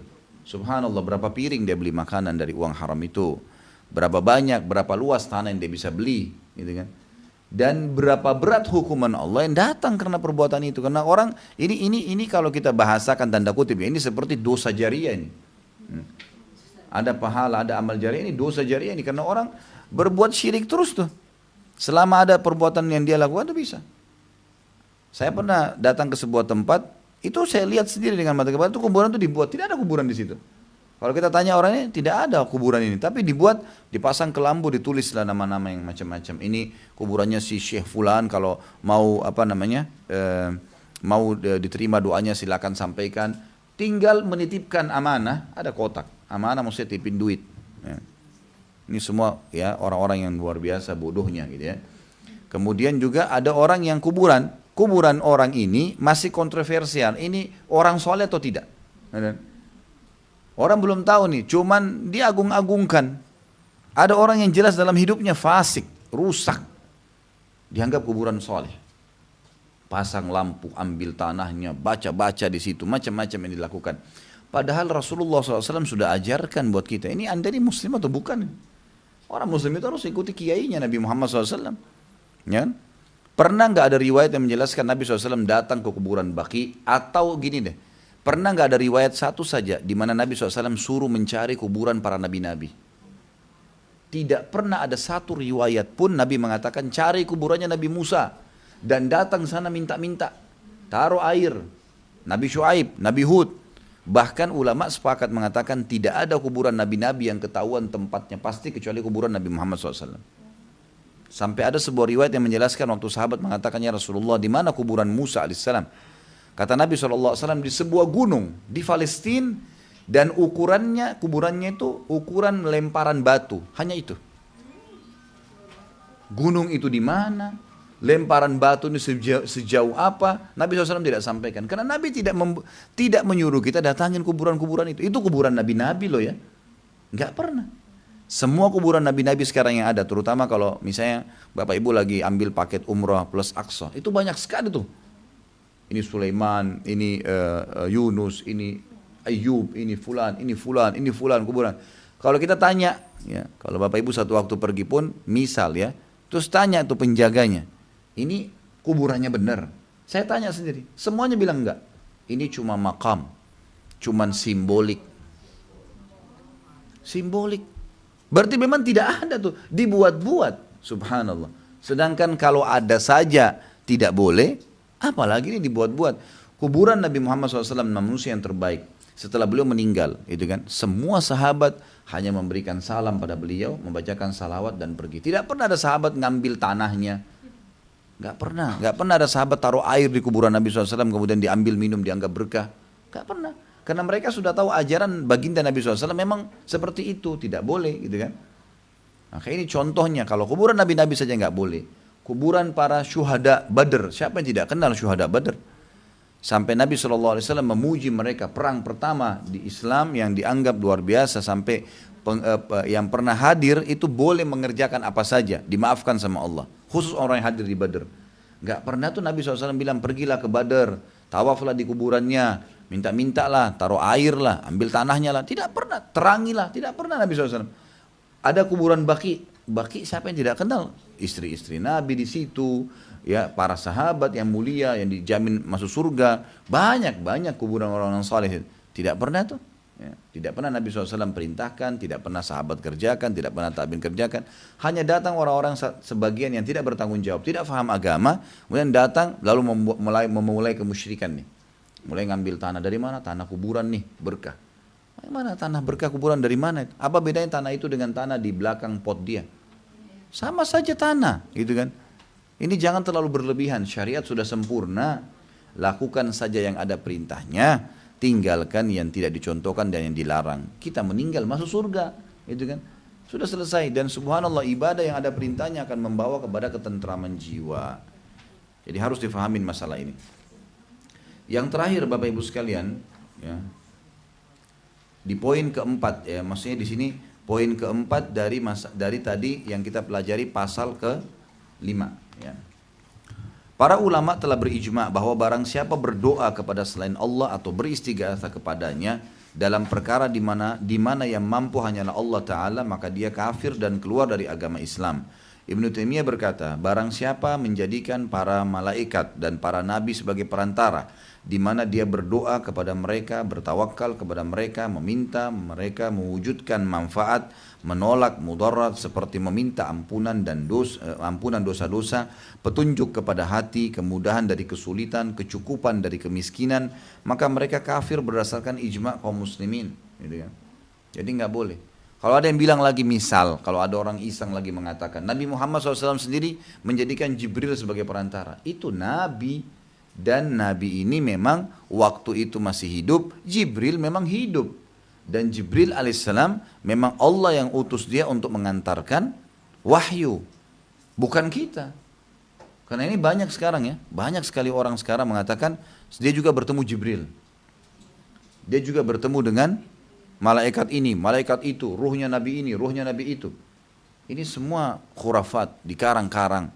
Ini harus bertakwa kepada Allah SWT, nggak boleh. Ini pertanggungjawabannya berat hari kiamat nih, luar biasa ini. Saya dapat berita ada satu keluarga mu'allaf baru masuk Islam di Jakarta. Kebetulan setelah dia masuk Islam ada tetangganya orang yang buat kemusyrikan nih. Kemudian dia dengar tetangganya masuk Islam. Dia ingin tunjukkan dia punya andil. Padahal bukan masuk Islam di tangan dia gitu. Malam-malam tiba-tiba dia ketuk rumah tetangganya. Tetangganya bangun. Bangun Pak, bangun. Dibangunin satu keluarga. Kemudian kenapa? Buka semua jendela. Buka semua pintu. Kalian baru masuk Islam kan? Iya, buka semua. Disuruh buka semua. Mereka kena mu'allaf nggak ngerti baru masuk Islam tadi. Malamnya disuruh bangunin jam 2, jam 3 malam. Suruh buka semua jendela dan pintu. Setelah itu ditanya sama yang punya rumah. Kenapa ini? Ada apa? Ya ini sekarang malam ini ruhnya Syekh Abdul Qadir Jailani, ruhnya si fulan akan datang menyambut dan mengucapkan kalimat selamat buat kalian. Dari mana ini? Dari mana ini? Nabi Muhammad SAW tidak pernah bilang buka pintu kalian, ruhnya Nabi Ibrahim datang. Bukankah Nabi Ibrahim dibunuh daripada Syekh Abdul Qadir rahimahullah? Syekh Abdul Qadir ini orang soleh ya. Ini pengikut mazhab Hanafiyah. Tapi disalahgunakan oleh orang-orang karena kesolehannya disalahgunakan. Mirip seperti kaumnya Nabi Nuh. Kata Nabi SAW dalam hadis Bukhari yang panjang, waktu Nuh alaihissalam sudah meninggal dan sahabat-sahabatnya meninggal. Kalau kayak kita Nabi sudah sahabat sudah meninggal, generasi tabiinnya. Iblis datang menjelma menjadi manusia kemudian mengatakan, tidakkah kalian buat patung-patungnya orang-orang soleh kalian, sahabat dan Nuh itu, Nuh dan sahabatnya, tidak usah kalian sembah, kalian cuma mengenang, ditaruh di jalan-jalan. Oh tuh fotonya, itu patungnya si fulan ya. Seperti kalau kita sekarang dari patungnya Jenderal Sudirman, patungnya untuk mengenang, dibuat patung-patung itu. Awalnya di kisah kemusyrikan kaum Nabi Nuh seperti itu. Nih buatin nih patung-patung seperti itu. Gitu kan. Maka yang terjadi, ya, ini terjadi di kaumnya Nabi Nuh yang diselamatkan di kapal ya. Kita nggak bicara kaum yang awal Allah binasakan, itu sudah habis ceritanya. Ini kaum yang Allah selamatkan di kapal, setelah generasi Nabi Nuh dan sahabatnya mati nih, udah ratusan tahun berjalan, datang syaitan di generasi yang datang setelahnya buat patung-patung mereka. Jangan disembah, sembah ini syirik, nggak boleh. Cuma taruh saja pajang, dikenang. Gitu kan. Mereka buatlah. Generasi yang setelahnya, setelah generasi yang itu yang membuat mati, datang lagi syaitan. Ini hadis Nabi dalam riwayat Bukhari ya. Kata Nabi SAW, syaitan datang lagi dan mengatakan, dulu orang tua kalian tidak membuat patung ini kecuali supaya dihormati, ditunduki, dijadikan perantara dengan Allah karena mereka orang soleh. Kalau kalian tidak bisa langsung, mulailah mereka menjadikan perbuatan syirik itu. Ya, sekarang begitu banyak di Indonesia. Kuburan orang fasik ini, orang buruk ini, jelas hidupnya maksiat, datang minta tolong di situ. Subhanallah. Dia butuh pengampunan, minta istighfar kepada Allah buat dia, bukan kita datang minta-minta di situ. Ini terjadi. Udah jadi biasa, bahkan di Indonesia semoga Allah kasih hidayah, ada mereka buat istilah sendiri dengan alumni kuburan. Bangga menjadi alumni kuburan. Subhanallah, ya. Ini hal-hal mendasar yang mestinya ya orang-orang ini membuka akal pikiran mereka, hati mereka supaya kembali kepada Allah Subhanahu wa taala. Dikatakan di sini, Syekh Sulaiman bin Abdullah bin Muhammad bin Abdul Wahhab berkomentar tentang ijma ini. Ini adalah ijma yang sahih, yang benar. Diketahui secara mendasar atau daruri dalam agama. Para ulama dari berbagai mazhab telah menyatakan dalam bab hukum murtad bahwa barang siapa yang menyekutukan Allah maka dia kafir, yaitu dia beribadah kepada selain Allah dengan salah satu bentuk ibadah. Ibnu Taimiyah juga berkata kembali di tempat yang lain, meminta kepada orang mati atau orang yang tidak hadir, baik dia itu seorang nabi atau selainnya, termasuk perbuatan mungkar yang diharamkan berdasarkan kesepakatan kaum muslimin. Tidak diperintahkan oleh Allah dan Rasulnya, tidak dilakukan oleh seorang pun dari para imam kaum muslimin. Ini termasuk perkara yang diketahui dari agama secara mendasar, yaitu bahwa salah seorang dari mereka jika ditimpa persoalan atau kesulitan atau mempunyai hajat, dia berkata kepada orang mati, wahai Sayyid Fulan, Tuan Fulan, ya, aku dalam perlindunganmu atau tunaikan hajatku, sebagaimana dikatakan oleh sebagian orang-orang musyrik tersebut kepada orang-orang mati dan orang yang tidak hadir yang mereka mintai. Padahal tidak seorang sahabat pun yang beristighatsah kepada Nabi SAW setelah beliau wafat. Tidak pula kepada nabi-nabi selainnya, tidak dikubur mereka, tidak pula ketika mereka jauh darinya.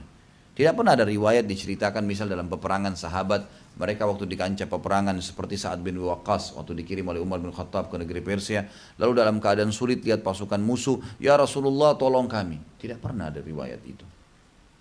Dalam riwayat saya sudah angkat di YouTube ceramah saya tentang Sa'ad bin Abi Waqqas, memotivasi para sahabat, ingatlah Tuhan kalian melihat, ingatlah hanya kembali kepada Allah, selalu dikembalikan kepada Tuhan Allah SWT. Ini inti tauhid dan ini ajaran baginda Nabi Muhammad SAW. Jangan dicoreng nih, jangan dirusak ajaran Nabi SAW. Ibnu Taimiyah berkata di tempat yang lain yang ketiga adalah, adapun berdoa dengan memanggil sifat-sifat Allah dan kalimat-kalimatnya adalah suatu kekufuran berdasarkan kesepakatan kaum muslimin. Ya. Apakah seorang muslim berkata, ya kalamullah ampunilah aku, rahmatilah aku, tolonglah aku, bantulah aku, atau ya ilmu Allah, atau ya kudrat Allah, atau ya kemuliaan Allah, atau ya keagungan Allah dan sebagainya. Maksudnya kita harus minta kepada Allah langsung. Kita boleh mengatakan wahai zat yang maha mulia, muliakan saya, boleh. Tapi kalau kita bilang wahai kemuliaannya Allah, itu saja memanggil sifat Allah itu sudah syirik, nggak boleh. Wahai kemuliaannya Allah, wahai arshnya Allah, nggak boleh. Wahai Allah pemilik arsh, boleh. Nggak boleh ini, harus betul-betul murni betul kepada Allah Subhanahu Wa Taala. Ibnu Taimiyah berkata, berdoa kepada selain Allah adalah kufur. Oleh karena itu berdoa kepada orang mati dan orang yang tidak hadir, nabi ataupun bukan nabi, tidak dinukil dari seorang pun dari kalangan salaf dan para imam. Ya, salaf ini maksudnya para sahabat. Akan tetapi ia hanya disebutkan oleh sebagian mutaakhirin yang bukan termasuk imam ahli ijtihad. Mutaakhir maksudnya orang-orang yang baru datang nih sebenarnya. Setelah sahabat mati, tabi'in mati, baru mereka muncul nih. Orang-orang yang buat-buat ngarang-ngarang ini karena kebodohan mereka. Ngarang-ngarang dan akhirnya tersebar gitu kan. Yang parah sekali sekarang, ini sudah nyebarin pemahaman yang salah, bertanggung jawab berat hari kiamat, pengikutnya fanatik buta. Dihiasi oleh syaitan perbuatan mereka. Diingatkan malah marah-marah, malah tidak mau. Menganggap ini garis keras lah, ini fundamentalis lah, ini apalah, macam-macam. Padahal demi kebaikan dia tuh. Kalau tidak mau dengar ya silahkan, tapi tanggung jawab loh ya. Gitu kan. Karena gitu aja. Kita cuma mengingatkan, Anda tidak mau nggak ada, saya nggak bisa paksa masuk ke rumahnya, jangan, nggak boleh, nggak. Ini penyampaian wahyu. Mau terima alhamdulillah, berarti Anda berakal sehat. Tidak mau terima berarti ini susah ini ya. Yang kan disampaikan, karena ini bukan penyampaian saya. Dari tadi kita membaca firman Allah, sabda Nabi SAW. Selalu diingatkan, tidak boleh, tidak boleh, tidak boleh. Allah berfirman loh ya, di ayat ini, surah ini, di surah ini, di surah ini, di ayat ini, di surah ini, ayat ini. Terus bertubi-tubi. Perkataan-perkataan para ulama, jangan lihat deh kalau memang tidak mau terima Ibnu Taimiyah misalnya. Jangan lihat orang yang berbicara, lihat statement yang saya baca. Saya juga sama dengan Anda. Saya bukan melihat siapa yang menyampaikannya, tapi apa yang disampaikan. Kalau disampaikan benar, walaupun itu tukang sampah di jalanan, harus kita terima, ya nggak? Manusia tidak boleh sombong kalau itu kebenaran. Dari anak kita pun kalau ngomong kita harus terima. Ini enggak, oh ini lain nih. Ini kalau tamatan Saudi ini berarti Wahabi nih. Ini Wahabi ini berarti garis keras nih.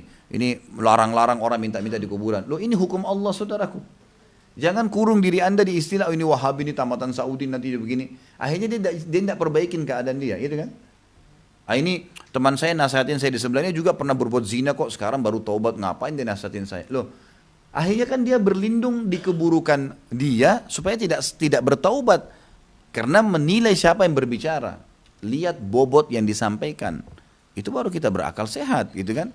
Harusnya, kalau tidak berat tanggung jawabnya. Intinya teman-teman, semua penyampaian ilmu tujuannya adalah meluruskan kesalahan kita dan itu berarti kebaikan buat kita. Jangan lihat orang yang berbicara, tapi lihat apa yang disampaikan. Benar, terima. Tidak benar menurut Anda, silakan Anda tolak, tapi silakan juga bertanggung jawab pada hari kiamat, gitu kan?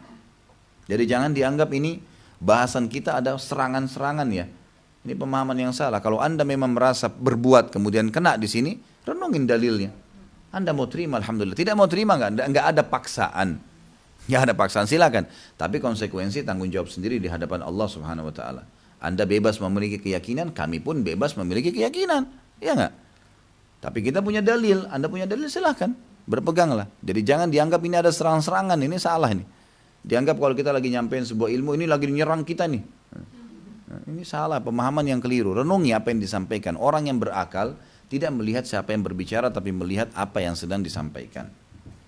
Kemudian Ibnu Taimiyah berkata lagi, berdoa kepada selain Allah adalah kufur. Oleh karena itu berdoa kepada orang mati dan orang yang tidak hadir, nabi ataupun bukan nabi, tidak dinukil dari seorang pun dari kalangan salaf dan para imam dari sahabat. Akan tetapi ia hanya disebutkan oleh orang-orang yang mutaakhirin, yang terlambat baru datang setelah mereka, yang bukan termasuk imam ahli ijtihad. Tidak pernah ada perkataan Imam Syafi'i yang kita mengaku mazhab Syafi'iyah. Tidak pernah Imam Ahmad tidak yang dipegangi mazhabnya oleh murid Timur Tengah.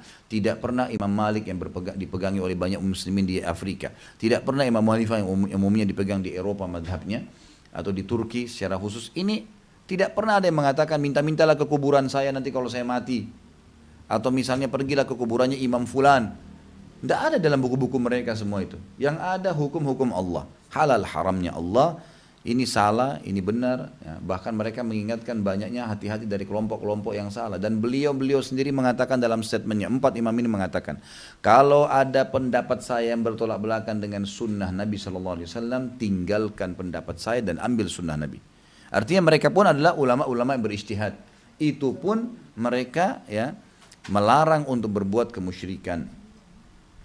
Ibnu Abdul Hadi berkata, kalau ada orang datang ke keranda mayit lalu berdoa dan beristighatsah kepadanya, maka perbuatannya ini adalah syirik yang diharamkan berdasarkan kesepakatan muslimin. Ya.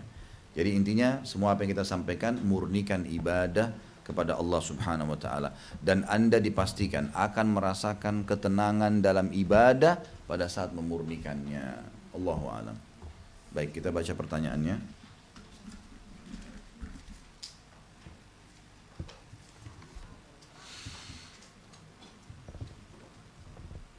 Bagaimana kalau dahulu kita pernah pergi ke orang-orang pintar yang disarankan oleh teman-teman karena takutnya saya diobatin oleh orang yang katanya telah pergi ke orang pintar untuk mengobati saya, dan saya pun balas kirimannya.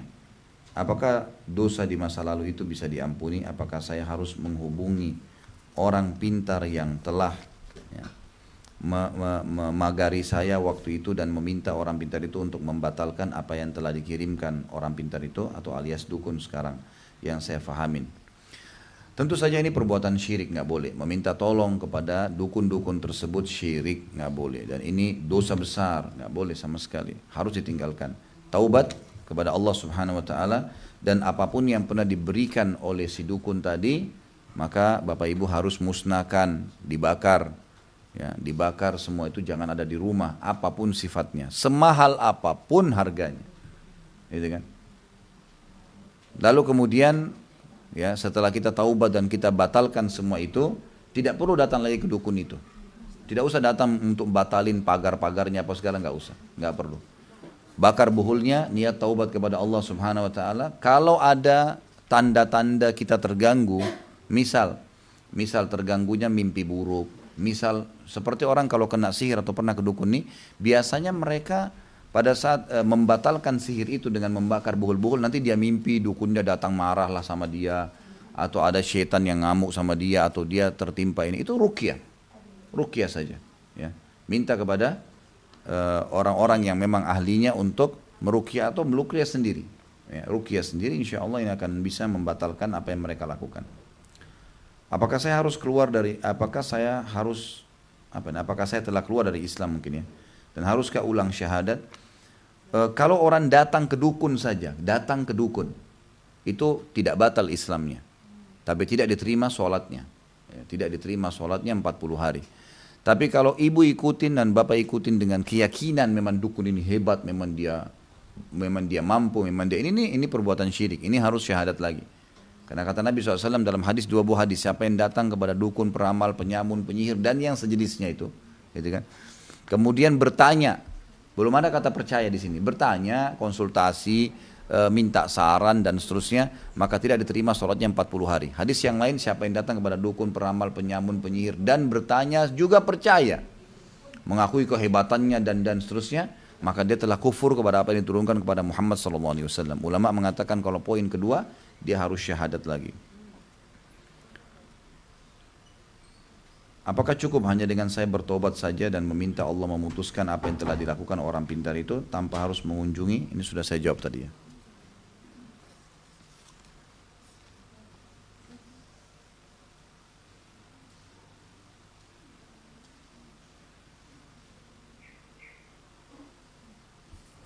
Apakah syirik itu 40 hari ibadah tidak diterima?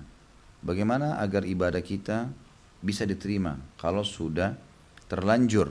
Tentu 40 hari itu yang sudah lalu, bukan yang belum dikerjakan.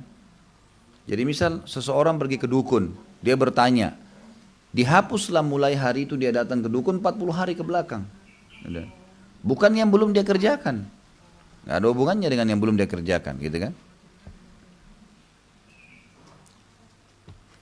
Apakah hukum berzikir dengan target 1000 kali membaca syahadat agar mendapatkan kekayaan? Tentu saja kita harus tetap ibadah sesuai dengan tuntunan agama. Tuntunan agama, gitu kan? Pernahkah Nabi SAW melakukan zikir syahadat 1000 kali? Kalau tidak pernah ya jangan dikerjakan. Gitu kan? Setahu saya Allah alam tidak pernah ada riwayat menyebutkan ini. Syahadat akan terulang itu di beberapa keadaan, termasuk misalnya kita sholat, pada saat sholat, syahadat, kita kan syahadat itu di tahiyat ya. Kemudian pada saat kita selesai mendengarkan azan, kita dianjurkan mengulangi syahadat ya. Kata Nabi SAW, siapa yang mendengarkan azan, kemudian dia setelah selesai mengikuti apa yang dikatakan muadzin, lalu kemudian dia mengatakan asyhadu an la ilaha illallah. Maaf, setelah wudu, bukan setelah azan. Setelah wudu, siapa yang selesai wudu lalu membaca asyhadu an la ilaha illallah wahdahu la syarikalah wa asyhadu anna muhammadar abduhu wa rasuluh, maka akan dibukakan baginya pintu surga ya dari 8 pintu yang dia ingin buka. Kalau misal Bapak Ibu ragu nih, kayaknya saya batal keislaman saya nih, lalu syahadat saja, syahadat 1 kali, mungkin 2 kali dia ulangin, itu lain. Karena dia yakin dalam kondisi, tapi dia jadikan zikir rutin. Ini Allahu alam, apalagi dengan jumlah 1000 mungkin masih perlu ditinggalkan lebih baik. Ini sudah pernah ditanya ya, apakah hipnoterapi itu termasuk syirik? Saya sudah pernah jelaskan masalah ini. Kalau hipnotis kan istilah yang digunakan sebenarnya di alam-alam sihir itu, gitu kan? Karena hipnotis adalah membuat orang lain tidak sadar. Bahasa misalnya orang dihipnotis di ATM, dipukul, ditepuk, kemudian langsung dia melakukan mentransfer uang dalam kondisi tidak sadar, gitu kan? Sama sebenarnya, dia bagian sub daripada sihir. Kalau bahasan para ulama, kalau ada dukun-dukun yang menolak ini, itu urusan dia. Kita bicara masalah agama, gitu kan. Agama mengatakan itu bagian daripada sihir. Anda terima tidak terima itu terserah gitu. Sebab saya dikirimkan oleh salah seorang ikhwah di WhatsApp, Ustadz waktu Ustadz jelasin masalah hipnoterapi dan hipnotis ini, ada satu orang yang mengatakan, bukankah mungkin dia di alam dukun-dukun itu. Dia mengatakan, bukankah Anda akan menemukan kalau seandainya ada orang yang berbicara, kalau saya berbicara agama Anda akan menganggap saya ngawur? Maka sepertilah juga Ustadz ini, gitu kan. Pada saat dia bicara tentang hipnotis ini, bukan pada bidangnya, dianggap saya ini ngawur ngomongnya gitu. Loh, saya bicara ini bukan bicara dari diri saya. Kalau dia tahu agama, kalau betul-betul dia mau belajar, dia baca bukan. Ulama menyebutkan semua masalah itu. Sihir itu dengan segala macam jenisnya, gitu kan. Di antaranya hipnotis adalah bagian daripada sihir. Menepuk orang, membuat orang tidak sadar, kemudian melakukan apa yang dia inginkan. Lalu mengatakan itu bukan sihir, dari mana itu? Itulah sihir, gitu kan. Dia membuat orang lain melakukan apa yang dia inginkan. Jelas-jelas itu. Mau lebih pasti, coba deh kalau tidak percaya lagi, minta ruqyah, suruh datang di para peruqyah, minta tolong di ruqyahin tuh. Pasti kesurupan semua tuh. Kalau mau lebih jelas lagi praktek lapangannya biar tahu gitu kan. Orang yang pernah dihipnotis atau pernah belajar hipnotis, coba ruqyah deh. Biar tahu tuh, biar dia sadar, merasa enggak gitu kan. Kalau dia enggak merinding, enggak kepanasan badannya itu mustahil. Itu enggak mungkin udah. Jelas, orang pernah belajar tenaga dalam, banyak. Tanya deh teman-teman terapis ruqyah itu. Mereka punya pengalaman gitu kan. Jelas-jelas seperti itu. Jadi hipnotis bagian daripada sihir. Sekarang tinggal hipnoterapi. Kalau cuma sekedar istilah, karena yang saya tangkap hipnoterapi adalah mengadakan terapi, gitu kan? Tetapi dalam kondisi manusianya sadar. Diistilahkan hipnoterapi seperti ibu-ibu lagi hamil besar, lalu disuruhlah ibu tersebut dalam kondisi sadar loh ya. Lalu dibahasakan oleh susternya atau bidannya, Bu, ibu bayangkan kalau ibu melahirkan normal, ibu dengar tangisan pertama bayinya, ibu senang sekali. Supaya ibu itu mau melahirkan normal, dalam kondisi sadar. Masa itu mau disamain dengan orang yang ditepuk, disuruh menari, orang disuruh curi, orang disuruh... Mana bisa sama gitu loh. Jadi nggak mungkin. Jadi kalau cuma istilah saja, hipnoterapi dalam arti kata motivasi dan sugesti untuk membuat orang itu melakukan sesuatu, ya. Ketika berjumpa ibu saya berkata sambil cium tangannya, semoga Allah selalu memberikan emak kesehatan. Apakah ini termasuk doa? Jawabannya iya. Doa itu, dan itu bagus. Bertemu dengan orang tua, kita doakan mereka, itu itu hal yang positif. Mendoakan kita, kalau kita mendoakan, kita yang mendoakan, orang hidup atau orang mati itu perintah agama. Lakukan selalu.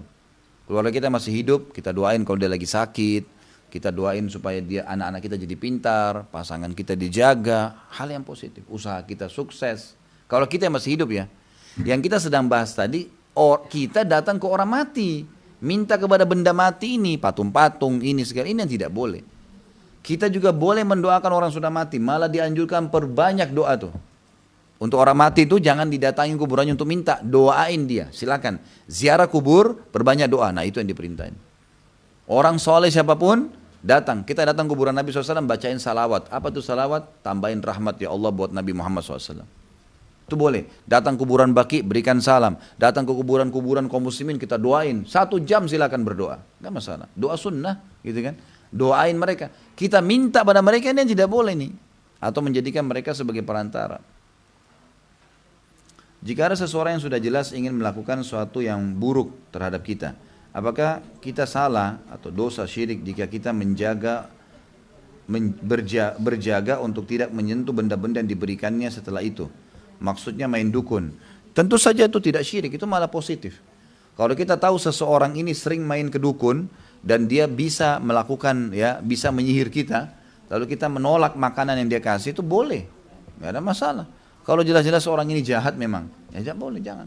Sebagaimana kita boleh menolak pemberian orang-orang yang mendapatkan dari sumber yang haram, boleh, nggak ada masalah. Ya, ya, nggak ada pakai langkah-langkain, buang aja. Dilangkain maksudnya batal sihirnya gitu, nggak ada itu. Bagaimana hukumnya orang yang mencari ilmu agama tapi selalu melihat kekurangan atau keburukan orang lain, selalu menghitung-hitung kesalahan masa lalu orang lain? Ini ilmunya tidak bermanfaat buat dia, gitu kan?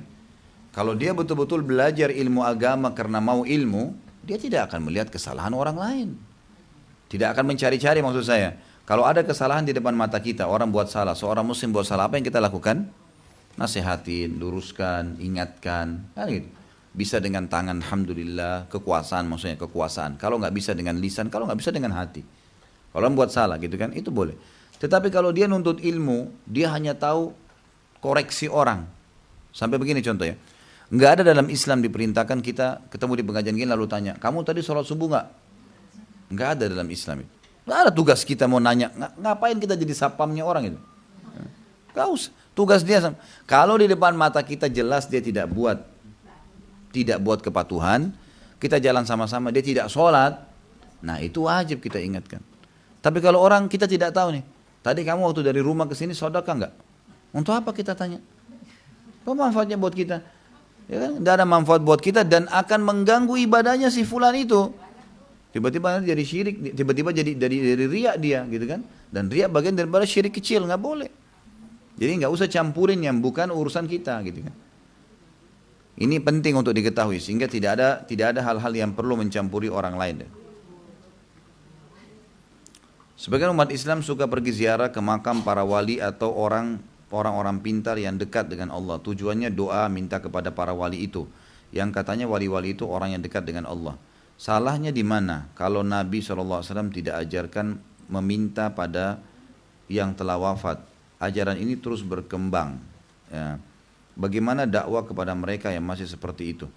Kalau ditanya salahnya di mana? Salahnya karena berdoa kepada benda-benda mati. Dan Nabi SAW tidak pernah contohkan. Saya yakin kalau tadi saudara kita yang bertanya ini hadir dari awal, ini pasti faham. Ini kan pelan-pelan tadi kita jelasin tuh contoh-contohnya. Nabi Muhammad SAW tidak pernah menyuruh para sahabatnya minta atau datangin kuburan para nabi-nabi yang jelas-jelas mulia-mulia. Cari kuburan Nabi Syuaib ya, berdoa di sana. Cari kuburan Nabi Hud, cari kuburan Nabi Musa, cari kuburan Nabi Adam. Tidak pernah ada riwayat masalah itu. Belum pernah ada riwayat. Bahkan Nabi SAW sendiri tidak melakukannya. Maksudnya kan Nabi contohin dong sebagai orang yang terbaik. Mestinya dicontohin. Nabi mestinya kan Nabi bisa keluar tuh dari Madinah. Cari kuburan Nabi siapa? Nih ya kuburannya Nabi Fulan ya. Lakukan seperti ini. Pernah nggak Nabi gitu? Nggak pernah. Tidak pernah sama sekali. Nabi contohin datang ke kuburan yang ada di situ, kuburan Baqi, Madinah. Contohin caranya, doain, berikan salam, doain. Titik, nggak lebih yang lain. Nabi SAW tidak pernah melakukan hal-hal yang sekarang banyak dilakukan oleh orang-orang ini. Jadi itu perbuatan salah jelas. Kalau ditanya di mana salahnya, jelas itu salah. Dan lebih parah lagi saya bilang tadi contoh-contohnya, mereka datang ke kuburan orang yang hidupnya fasik ini. Atau kuburan yang tidak ada orangnya, dibuat-buat. Gitu kan? Dibuat-buat semua. Maka ini semua perbuatan yang semestinya jelas salah. Bagaimana kita harus lakukannya? Kita nasihatin. Nasihatin. Kalau kita menziarahi kubur orang muslim, orang alim kah, bukan orang alim kah, orang saleh, kuburan muslimin, sunnahnya mendoakan. Boleh. Ini boleh datang doain mereka. Ya Allah ampuni, ya Allah maafkan, ya Allah jadikan kuburnya taman dari taman surga, ya Allah terima amal-amalnya, ya Allah ganti dosa-dosanya jadi pahala. Boleh. Silakan. Tapi kalau kita minta, mudahkan urusan saya, penuhi hajat saya, ini semua syirik. Yang dari tadi kita bahas ini nih, gitu kan? Tidak boleh seperti itu. Kita doain boleh, kita ziarah kuburan boleh, bukan tidak boleh ya. Tapi jangan minta sama mereka. Minta kepada pemilik kuburan itu, Allah Subhanahu wa taala. Ya, itu yang dimaksudkan. Allahu a'lam. Mudah-mudahan yang kita bahas hari ini bermanfaat insyaallah. Kita berharap ini bertambah. Maaf, jam 11 lewat. Takut khutbah Jumat, Pak. Saya harus khutbah Jumat soalnya. Kita berdoa kepada Allah Subhanahu wa taala, mudah-mudahan apa yang kita bahas hari ini bermanfaat dan juga ditambahkan menjadi tambahan amal kita pada hari kiamat. Dan juga mudah-mudahan semua yang pernah berbuat dosa ya dimaafkan oleh Allah SWT dan diganti dengan kemahamurahannya menjadi pahala. Semoga seluruh muslimin yang belum mendapatkan hidayah dimudahkan dapat hidayah, yang sudah dapat hidayah dimudahkan untuk mengamalkan. Dan juga semoga kaum muslimin ya, di Palestina, di Syria, di Yaman, di Irak, di Myanmar, dimanapun mereka berada di muka bumi yang sedang tertindas, Allah ikhlaskan niat mereka, terima para syuhada mereka, muliakan Islam di tangan mereka dan tangan kita semua. Dan semoga Allah partisipasikan kita bersama mereka di pahala baik dengan doa dan harta juga dengan jiwa kita. Dan semoga Allah dengan kemahamurahannya menyatukan kita semua di surga firdausnya tanpa hisab, semana ia satukan kita di majlis mulia ini. Sebelum saya tutup dengan kafaratul majlis, Bapak Ibu sekalian, sekali lagi saya ingatkan, dan ini kena diupload di YouTube, mungkin ada teman-teman yang tonton, tidak ada niat saya untuk memojokkan siapapun. Saya tidak sebutkan nama, saya juga tidak sebutkan tempat tertentu, saya hanya menyampaikan ilmu syar'i. Tidak usah lihat saya yang baca buku ini atau menyampaikan, tapi renungi apa yang saya sampaikan. Benar Anda terima, Anda tidak bisa terima ya sudah, itu hak Anda. Itu kan tinggal tanggung jawab masing-masing di depan Allah Subhanahu wa taala. Jadi ini bukan, jangan sampai nanti ada orang-orang begitu soalnya. Dia tidak bisa menerima karena sudah bertahun-tahun melakukan, lalu dia mengambil sebuah langkah yang akhirnya membuat permusuhan di tengah-tengah kaum muslimin. Kesannya saya dan mungkin teman-teman yang lain menyampaikan tentang tidak boleh syirik nih, tidak boleh begini, ini adalah orang-orang yang garis keras dan seterusnya. Ini semua pemahaman yang keliru sekali. Jaga hati kita teman-teman sekalian, kita sama-sama beribadah dengan ibadah yang benar, yang Allah sebagai kita inginkan, dan itu tidak bisa kecuali ikutin wahyu saja. Yang Allah perintahkan dalam Al-Quran dan Rasulullah SAW contohkan dalam sunnahnya. Hanya itu. Setelah itu pastikan amal kita diterima. Kalau Anda bumbu-bumbuhin, bumbu-bumbunya ini belum tentu Allah terima. Minimal itu. Maksimalnya Allah anggap sebagai dosa. Kan gitu. Jadi harus hati-hati. Subhanakallahumma bihamdika. Asyhadu an la ilaha illallah astaghfirullah wa atubu ilaih. Wassalamualaikum warahmatullahi wabarakatuh.